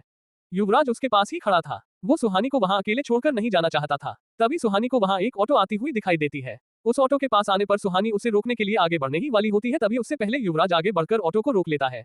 ऑटो ड्राइवर की नजर युवराज पर जाती है और वो युवराज को देखकर वो हैरान रह जाता है। वो सोच में पड़ जाता है कि युवराज दीवान, जिसके एक बार कहने पर वहां महंगी से महंगी गाड़ियों की लाइन लग सकती है, वो रोड पर खड़े होकर ऑटो क्यों रोक रहा है। युवराज ऑटो ड्राइवर से कहता है, इन्हें safely Saint Thomas hostel drop कर देना। ऑटो ड्राइवर सुहानी को देखता है, जो युवराज से कुछ कदम दूर खड़ी थी। युवराज अपने वॉलेट से पैसे निकालकर ऑटो ड्राइवर की तरफ बढ़ा देता है। ड्राइवर की आंखें अभी भी युवराज के चेहरे को हैरानी देख रही थी। वो बिना कुछ कहे युवराज से पैसे ले लेता है। सुहानी को युवराज का ऐसा बर्ताव काफी अच्छा लग रहा था, लेकिन ये बात वो जाहिर नहीं करती। सुहानी आगे बढ़कर ऑटो के अंदर बैठने वाली थी, तभी युवराज उससे कहता है, 1 सेकंड। युवराज के कहने पर सुहानी वहीं रुक जाती है और सवालिया नजरों से युवराज को देखती है। युवराज बिना कुछ कहे अपना ब्लैक लेदर जैकेट निकालकर सुहानी को पहना देता है। वो काफी देर से नोटिस कर रहा था कि सुहानी ठंड से कांप रही है। सुहानी युवराज को रोकने की कोशिश करते हुए कहती है, इसकी जरूरत नहीं है। युवराज सुहानी की बात पर ध्यान दिए बिना उसे जैकेट पहना देता है और कहता है, तुम्हें लेट हो रहा है, अब जाओ। ऑटो ड्राइवर ये सब बड़े गौर से देख रहा था, लेकिन उसकी कुछ भी कहने की हिम्मत नहीं हो रही थी। हमेशा से युवराज की प्रेजेंस ही सबको खामोश करने के लिए काफी होती थी। इसके बाद सुहानी ऑटो में बैठकर हॉस्टल के लिए निकल जाती है। युवराज भी थोड़ी दूरी मेंटेन करते हुए उस ऑटो के पीछे ही शहर की तरफ चलने लगता है। शाम के 6 बजे थे। धीरे धीरे अंधेरा होने लगा था। हॉस्टल जाने के लिए अब वो ऑटो पुराने रोड से गुजर रही थी। पुराने रोड से गुजरते हुए सुहानी की नजर उस विशिंग वेल पर जाती है और वो उसे गौर से देखने लगती है। तभी सुहानी को उस कुएं के पास सफेद कपड़े पहनी हुई वही लड़की दिखाई देती है। सुहानी उसे देखकर डर जाती है। वो अपनी पलकें झपकाकर फिर से वहां देखती है, अब वो लड़की वहां पर नहीं थी। सुहानी अपनी आंखें बंद करके एक गहरी सांस लेती है और कहती है, मैं आजकल कुछ ज्यादा ही सोचने लगी हूँ। शायद इसीलिए मेरी इमेजिनेशन बढ़ गई है। कुछ देर आंखें बंद रखने के बाद सुहानी अपनी आंखें खोलती है। तभी उसे एहसास होता है कि उसके दाईं तरफ कोई बैठा है। सुहानी के दिल की धड़कन तेज हो जाती है। अब उसे किसी के गुस्से में गुर्राने की आवाज सुनाई दे रही थी। सुहानी अपने आप से कहती है, ये क्या हो रहा है मेरे साथ। वो तिरछी नजरों से अपने दाईं तरफ देखती है और धीरे धीरे उस तरफ मुड़ती है। अगले ही पल सुहानी की चीख निकल जाती है। उस ऑटो में सुहानी के साथ वही लड़की बैठी थी जिसे उसने एक विशिंग वेल के पास उस बूढ़ी औरत को मारते देखा था। उस लड़की ने सफेद कपड़े पहने थे और उसके पास बिखरे हुए थे। उस लड़की का चेहरा सुहानी की तरफ ही था, लेकिन सुहानी उसका चेहरा नहीं देख पा रही थी। सुहानी डर से अपनी आंखें फिर से बंद कर लेती है। सुहानी की चीख ऑटो ड्राइवर भी सुनता है। वो साइड मिरर से सुहानी को देखता है। उसे बैकसीट पर सुहानी के अलावा और कोई भी दिखाई नहीं देता। ड्राइवर बिना कुछ रिएक्ट किए ऑटो की स्पीड और बढ़ा देता है। कुछ देर बाद सुहानी फिर से अपनी आंखें खोलती है। अब वो लड़की वहां न बड़ी ही थी। ऑटो में सिर्फ सुहानी और ड्राइवर ही थे। सुहानी बहुत डर गई थी, लेकिन वो खुद को शांत करने की कोशिश करती है। वो ऑटो ड्राइवर को देखती है, जो बिना कुछ कहे ऑटो आगे बढ़ा रहा था। ड्राइवर को देखकर वो सोच में पड़ जाती है कि उसके इतने जोर से चीखने पर भी ऑटो ड्राइवर ने ऑटो क्यों नहीं रोका। इतने में सुहानी हॉस्टल पहुंच जाती है और ऑटो ड्राइवर ऑटो रोक लेता है। हॉस्टल पहुंचने पर सुहानी चैन की सांस लेती है। ऑटो से उतरकर सुहानी से कहती है, भैया, कुछ देर पहले मेरे इतने जोर से चीखने पर भी आपने ऑटो क्यों नहीं रोका। ऑटो ड्राइवर जवाब देता है, मैडम, तब हम लोग उस पुराने रोड पर थे। वहाँ ये सब अक्सर होता रहता है। कई बार लोगों ने वहाँ काफी अजीब चीजें देखी है। अगर मैं वहाँ ऑटो रोक देता तो इससे हम दोनों की जान को खतरा हो सकता था। सुहानी कहती है, इतना जानते हुए भी आप इस वक्त उस रास्ते से क्यों जाते हैं। ऑटो ड्राइवर कहता है, आमतौर पर मैं शाम के वक्त वहां से नहीं गुजरता, लेकिन आज मुझे देर हो गई थी। ऑटो ड्राइवर अपनी बात पूरी करके वहां से चला जाता है। सुहानी को भी उसकी बात बिल्कुल सही लगती है। ऑटो ड्राइवर के वहां से जाने के बाद सुहानी हॉस्टल के अंदर चली जाती है। सुहानी के अंदर जाने के बाद वहां से युवराज की कार गुजरती है। कुछ दूर रुककर युवराज सुहानी को सेफली हॉस्टल के अंदर जाते हुए देख रहा था। अपने रूम आकर सुहानी देखती है कि निशा उसका इंतजार कर रही थी। जैसे ही निशा की नजर सुहानी पर जाती है, वो उस पर सवालों की बौछार शुरू कर देती है। निशा सुहानी से कहती है, सुहानी तू कहाँ थी? मैंने तुझे आराम करने के लिए यहाँ छोड़ा था और तू पता नहीं कहाँ चली गई। तेरी तबीयत तो ठीक है ना? तूने कुछ खाया? निशा सुहानी से लगातार सवाल करने लगती है। तभी सुहानी उसे बीच में टोकते हुए कहती है, बस कर मेरी माँ। सवाल ही पूछती जाएगी या जवाब सुनने के लिए रुकेगी भी? निशा ये सुनकर शांत हो जाती है। सुहानी अपने बेड पर बैठकर कहती है, मुझे हॉस्टल में घुटन हो रही थी इसलिए मैं कुछ देर के लिए बाहर घूमने चली गई। और हाँ, मैंने लंच कर लिया था। सुहानी आगे कहती है, मेरी छोड़ तू बता, आज कॉलेज में क्या हुआ? निशा कुछ याद करके कहती है, अरे हाँ, मैं तुझे बताना ही भूल गई। आज पुराने रोड वाले केस के इन्वेस्टिगेशन के लिए एक नई टीम कॉलेज आई थी। नई टीम? लेकिन क्यों? क्या इंस्पेक्टर शर्मा का ट्रांसफर हो गया? सुहानी निशा से कहती है। निशा सुहानी को बताती है, स्टेट गवर्नमेंट का एक ऑर्डर आया है जिसके अकॉर्डिंग इस केस को सॉल्व करने के लिए एक नई टीम बनाई गई है जिसे हमारे डिस्ट्रिक्ट के एसपी अर्नव सिंह लीड करेंगे। सुहानी कहती है, चलो अच्छा है। आई होप कि नई टीम कुछ बेहतर काम कर पाए और हमें कुछ ऐसा पता चले जो अभी तक सामने नहीं आया है। निशा इस बात का जवाब देते हुए कहती है, यार तुझे तो पता है ना, यहाँ जो भी हो रहा है वो किसी इंसान का काम नहीं है, तो कोई भी पुलिस की टीम आए उससे क्या फर्क पड़ता है? यहाँ के राज पुलिस नहीं सुलझा सकती। सुहानी निशा की बात का कोई जवाब नहीं देती। वो अपने मन में कहती है, नई टीम भले ही उस साई के मैटर में कुछ ना कर पाए, लेकिन यशवंत दीवान के किडनैपिंग केस में जरूर कुछ कर सकती है। सुहानी को सोचते देखकर निशा कहती है, क्या हुआ? अब तू किस सोच में पड़ गई? सुहानी नामे अपना सर हिलाते हुए कहती है, कुछ नहीं, बस ऐसे ही। सुहानी निशा को रोहित से हुई बातों के बारे में कुछ भी नहीं बताती। वो नहीं चाहती थी कि निशा या विवेक यशवंत दीवान के किडनैपिंग केस में किसी भी तरह से इन्वॉल्व हो। वो जानती थी कि इससे उनकी लाइफ और उनका फ्यूचर दोनों खतरे में आ जाएगा। सुहानी और निशा आपस में कुछ बातें कर रहे थे, तभी निशा को अचानक कुछ याद आता है। वो अपना सर पकड़कर शिकायत भरे अंदाज में कहती है, यार मैं तुझे इतनी इंपॉर्टेंट बात बताना कैसे भूल गई? निशा की बात सुनकर सुहानी भी क्यूरियस होकर कहती है, कौन सी बात? निशा सीरियस होकर कहती है, तुझे पता है तू कल युवराज सर की वजह से अरेस्ट नहीं हुई थी, बल्कि किसी और ने पुलिस से तेरी कंप्लेन की थी। सुहानी हैरानी से कहती है, किसने? निशा जवाब देती है, पद्मिनी सिंघानिया ने। CH-19 Nisha is missing. निशा के मुंह से पद्मिनी का नाम सुनकर सुहानी दंग रह जाती है। वो निशा से कहती है, पद्मिनी सिंघानिया ने मेरे खिलाफ क्यों कंप्लेन किया? उन्हें क्या लगता है कि सना को मैंने मारा है? निशा चिढ़कर कहती है, सुहानी, शिमला का हर इंसान जानता है कि पुराने रोड पर होने वाले मर्डर्स के पीछे कौन जिम्मेदार है। उस पद्मिनी को भी ये बात पता होगी। मुझे लग रहा है कि बात कुछ और ही है। कुछ देर सोचने के बाद निशा आगे कहती है, तेरी उससे कोई लड़ाई तो नहीं हुई है ना? सुहानी तुरंत जवाब देती है, नहीं यार, मैं यहाँ स्कॉलरशिप में आई हूँ, ऐसे में मैं अपने कॉलेज के ट्रस्टी से क्यों दुश्मनी करूंगी? निशा को भी सुहानी की बात सही लगती है। वो आगे कहती है, फिर ये पद्मिनी तेरे पीछे क्यों पड़ी है? सुहानी के पास निशा के इस सवाल का कोई जवाब नहीं था। वो दोनों बस कंफ्यूज होकर एक दूसरे को देख रहे थे। रात हो गई थी। निशा और सुहानी डिनर करके अपने रूम में आ गए थे। सुहानी अपने बेड पर बैठे किसी सोच में डूबी थी। ये देखकर निशा कहती है, सुहानी तू क्या सोच रही है? सोना नहीं है क्या तुझे? निशा का सवाल सुनकर सुहानी के चेहरे की परेशानी और बढ़ जाती है। निशा सुहानी के पास जाकर बैठ जाती है और उसके कंधे पर अपना हाथ रखकर कहती है, सुहानी क्या बात है? सुहानी परेशान होकर कहती है, निशा मुझे अब सोने से डर लगता है। डर लगता है? लेकिन क्यों? निशा कहती है। सुहानी जवाब देती है, मुझे डर लग रहा है कि कहीं आज भी मैं सपने में किसी की मौत ना देख लूं, और अगर मैं नींद में फिर से उस विशिंग वेल की तरफ चली गई तो? निशा कुछ देर सोचने के बाद कहती है, एक काम करती हूँ, आज इस रूम को लॉक कर देती हूँ। अगर तू नींद में चलेगी तो भी इस रूम से बाहर नहीं जा पाएगी। ये कहकर निशा अपने बेड से उठकर दरवाजे की तरफ बढ़ती है और उसे को लॉक कर देती है। निशा वापस बेड पर बैठकर कहती है, अब ठीक है। सुहानी कंफ्यूज होकर हाँ में अपना सर हिला देती है। इसके बाद निशा और सुहानी दोनों अपने अपने बेड पर सो जाती हैं। सुहानी पिछली रात ठीक से नहीं सो पाई थी, इसलिए आज उसे जल्दी नींद आ जाती है। आधी रात हो गई थी। सुहानी अपने बेड पर गहरी में सोई थी, लेकिन इस वक्त उसका चेहरा शांत नहीं था। वो नींद में भी बेचैन लग रही थी। आज रात सुहानी फिर से वही सपना देख रही थी। विशिंग वेल के पास वही लड़की खड़ी थी, नीचे देख रही थी। उस लड़की के सामने एक और लड़की जमीन पर पड़ी हुई थी। सुहानी जब जमीन पर पड़ी उस लड़की का चेहरा देखती है तो डर से उसकी नींद टूट जाती है। वो लड़की और कोई नहीं बल्कि निशा थी। सुहानी फौरन उठकर बैठ जाती है। डर से उसके हाथ पैर कांप रहे थे। वो फौरन निशा के बेड की तरफ देखती है। बेड पर निशा नहीं थी। ये देखकर सुहानी के दिल की धड़कन और भी ज्यादा बढ़ जाती है। वो घबराते हुए कमरे के चारों तरफ निशा को देखने लगती है, लेकिन वहां निशा नहीं थी। सुहानी उठकर वॉशरूम में निशा को चेक करती है, लेकिन निशा वहां भी नहीं थी। तभी उसकी नजर अपने रूम के दरवाजे पर जाती है। दरवाजा खुला हुआ था। ये देखकर सुहानी अपनी जगह पर ही जम जाती है। क्या उस साय ने निशा को भी? ये सोचकर ही सुहानी की रूह कांप रही थी। उसे कुछ समझ नहीं आ रहा था कि वो क्या करे। अचानक सुहानी अपने बेड की तरफ बढ़ती है और कुछ ढूंढने लगती है। कुछ देर ढूंढने के बाद उसे अपना मोबाइल मिलता है। सुहानी बिना कुछ सोचे सीधा युवराज को कॉल करती है। इस मुश्किल वक्त में उसे युवराज के अलावा और कोई नहीं सूझ रहा था। युवराज को तो कॉल जा रहा था, लेकिन वो कॉल रिसीव नहीं कर रहा था। सुहानी उसे फिर से कॉल करती है, फिर से युवराज की तरफ से कोई जवाब नहीं आता। अपना कॉल आंसर ना होने पर सुहानी मोबाइल पकड़कर हॉस्टल से बाहर चली जाती है। जैसे ही सुहानी हॉस्टल से बाहर निकलती है तो वहां का नजारा देखकर उसे डर लगने लगता है। अमावस्या की रात होने की वजह से चारों तरफ घना अंधेरा था। हर तरफ सन्नाटे के बीच उल्लू की अजीब और डरावनी आवाजें सुहानी को और भी ज्यादा डरा रही थी। सुहानी अपने मोबाइल का टॉर्च ऑन करके तेजी से भागते हुए पुराने रोड की तरफ बढ़ जाती है। पुराने रोड से हॉस्टल के बीच की दूरी लगभग 2 किलोमीटर थी। सुहानी बड़ी तेजी से पुराने रोड की तरफ भाग रही थी। आधी दूरी तय करने के बाद सुहानी थक जाती है और वहीं रुककर हौंफने लगती है। तभी उसका फोन बजता है। सुहानी जब अपने मोबाइल की स्क्रीन की तरफ देखती है तो उस पर युवराज का नाम लिखा था।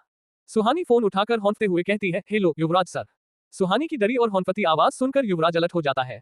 वो फौरन कहता है, सुहानी क्या हुआ, तुमने इतनी रात को इतने कॉल्स? CH20 निशा के साथ क्या हुआ? उस आदमी की बात सुनकर सुहानी की आंखें हैरानी से बड़ी हो जाती है और वो लगभग चीखते हुए कहती है, क्या? सुहानी इसके आगे कुछ कह नहीं पा रही थी। युवराज खामोशी से सुहानी को देख रहा था। फोन से उस आदमी की आवाज आती है, मैंने कहा आपकी फ्रेंड निशा सिटी हॉस्पिटल में एडमिट है। उस आदमी की आवाज सुनकर सुहानी अपने होश में आती है और हड़बड़ाते हुए कहती है, हाँ। सुहानी अभी भी कुछ कह नहीं पा रही थी। उसके मोबाइल से फिर से आवाज आती है, hello miss Suhani, are you there? Yuvraj कब से सुहानी को देख रहा था, जो इस वक्त खुद को हैंडल ही नहीं कर पा रही थी। वो सुहानी के हाथ से मोबाइल लेकर कहता है, हेलो। फोन से आवाज आती है, hello sir, I want to inform you Miss Nisha Singh city hospital में एडमिट है। युवराज कहता है, इज शी फाइन? फोन से आवाज आती है, यस शी इज फाइन नॉव। ये सुनकर युवराज चैन की सांस लेता है और कहता है, ओके हम अभी आ रहे हैं। ये कहकर युवराज फोन कट कर देता है। फोन कट करके युवराज सुहानी को देखता है, जो कंफ्यूज होकर उसे ही देख रही थी।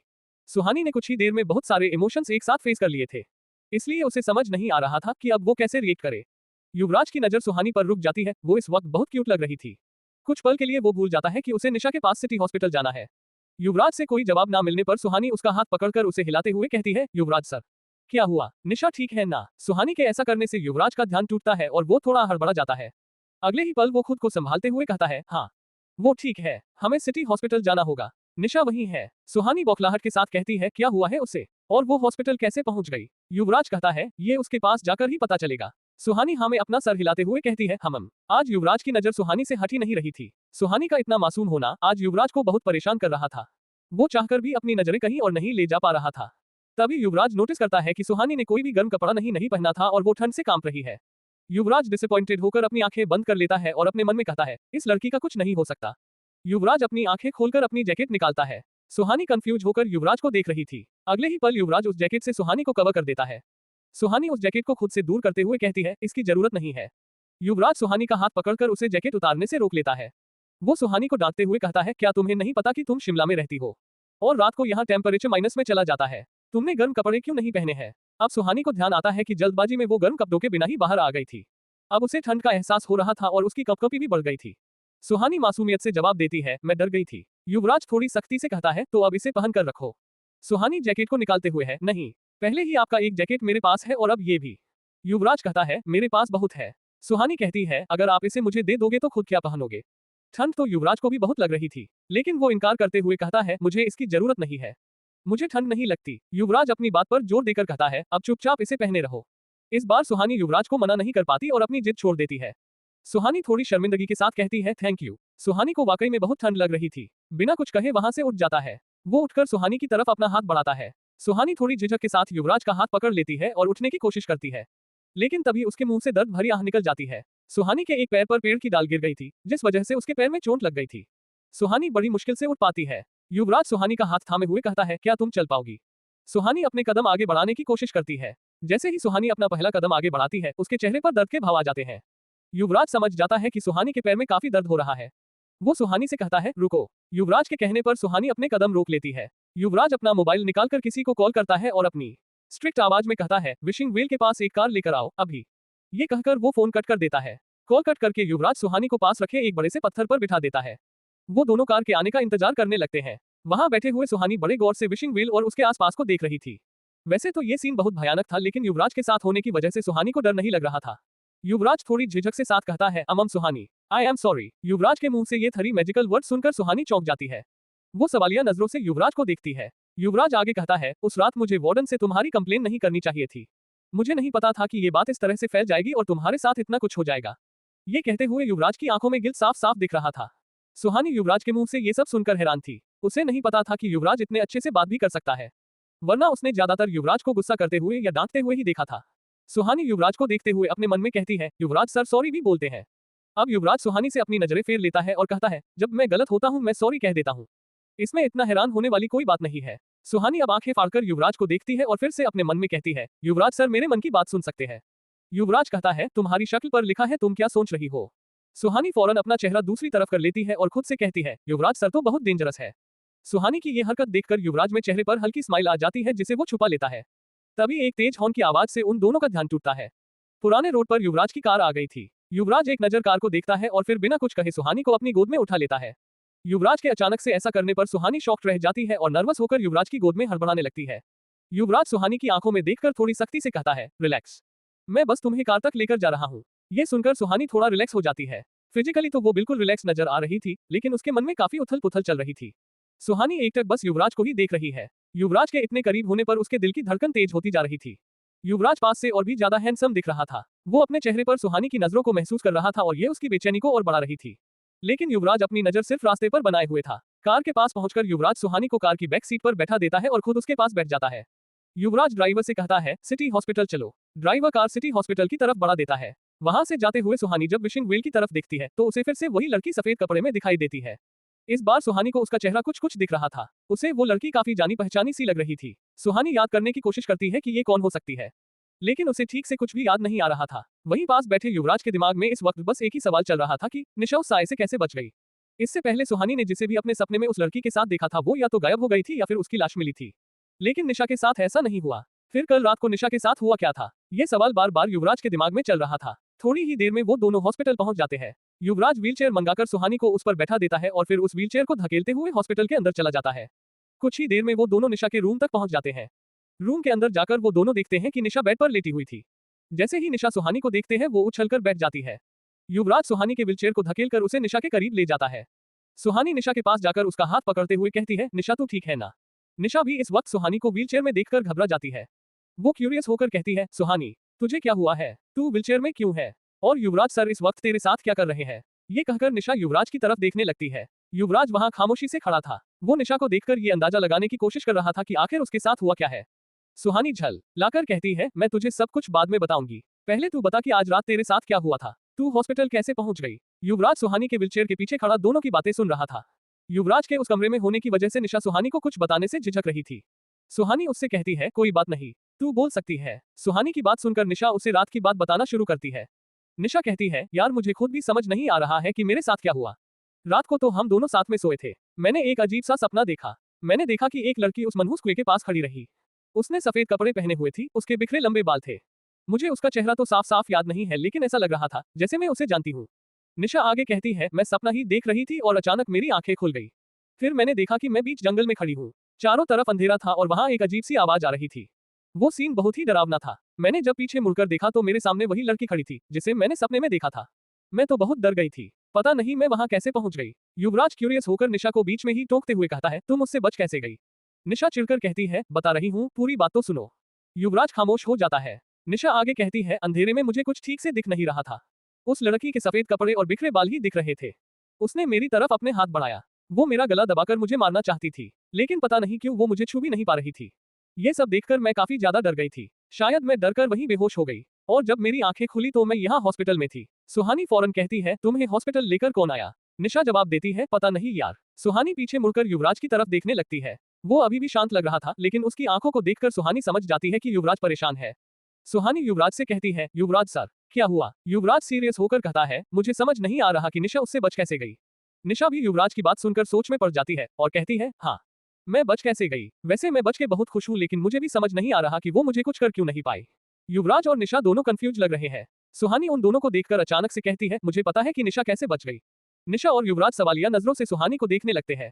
सुहानी मुस्कुराते हुए निशा के गले में बंधा हुआ लाल धागा बाहर निकाल देती है, जिसमें एक रुद्राक्ष बंधा था। ये देखकर निशा को भी सब कुछ समझ आ जाता है, लेकिन युवराज अभी कुछ समझ नहीं पा रहा था। वो अभी भी कंफ्यूजन के साथ सुहानी को देख रहा था। सुहानी युवराज से कहती है, कुछ दिनों पहले एक अघोरी बाबा ने निशा को ये रुद्राक्ष दिया था। शायद इसी वजह से वो लड़की निशा को छू नहीं पाई। ये जानकर युवराज को भी अब सारी बातें समझ आ जाती है। सुहानी कहती है, बस एक ही बात हमें पता नहीं है। क्या। निशा कहती है। सुहानी कुछ सोचते हुए कहती है, तुझे इतनी रात को विशिंग वेल से हॉस्पिटल लेकर कौन आया। आमतौर पर रात में पुराने रोड की तरफ कोई भी नहीं जाता। सुहानी का सवाल पूरा होते ही दरवाजे से एक कड़क आवाज सुनाई देती है, इन्हें मैं लेकर आया। ये आवाज सुनकर निशा, युवराज और सुहानी तीनों दरवाजे की तरफ देखते हैं। दरवाजे के पास एक 26-27 साल का हैंडसम आदमी खड़ा था। 6 फीट हाइट, गोरा रंग और शानदार पर्सनैलिटी वाला ये लड़का हॉस्पिटल रूम के अंदर आता है। वो निशा, सुहानी और युवराज को गौर से देखता है। वो तीनों इस वक्त कंफ्यूज थे, लेकिन कंफ्यूजन का भाव सिर्फ निशा और सुहानी के चेहरे पर था। युवराज का चेहरा अभी भी शांत था। उन तीनों को समझ नहीं आ रहा था कि ये आदमी कौन है और इतनी रात को ये विशिंग वेल के पास क्या करने गया था जहां निशा इसे मिल गई। उन तीनों के कंफ्यूजन को देखकर वो आदमी मुस्कुराते हुए कहता है, गुड मॉर्निंग एवरीवन। मैं ASP अर्नव सिंह। पुराने रोड के सारे केस अब से मैं और मेरी टीम हैंडल करेगी। अर्नव की बात सुनकर उन तीनों की कंफ्यूजन हैरानी में बदल जाती है और वो अर्नव को एकटक देखने लगते हैं। आज के लिए बस इतना ही। अगर आप इस कहानी के बारे में और अधिक जानकारी चाहते हैं तो पढ़ते रहिए कहानी साया ए कर्स्ड लव स्टोरी। और अगर आपको ये कहानी पसंद आई हो तो प्लीज लाइक, सब्सक्राइब और शेयर करें। अगर आप हमारे चैनल को लाइक करते हैं तो हमें और अधिक मोटिवेशन मिलती है इस तरह की और कंटेंट बनाने के लिए। धन्यवाद। Folded hands, folded hands, folded hands.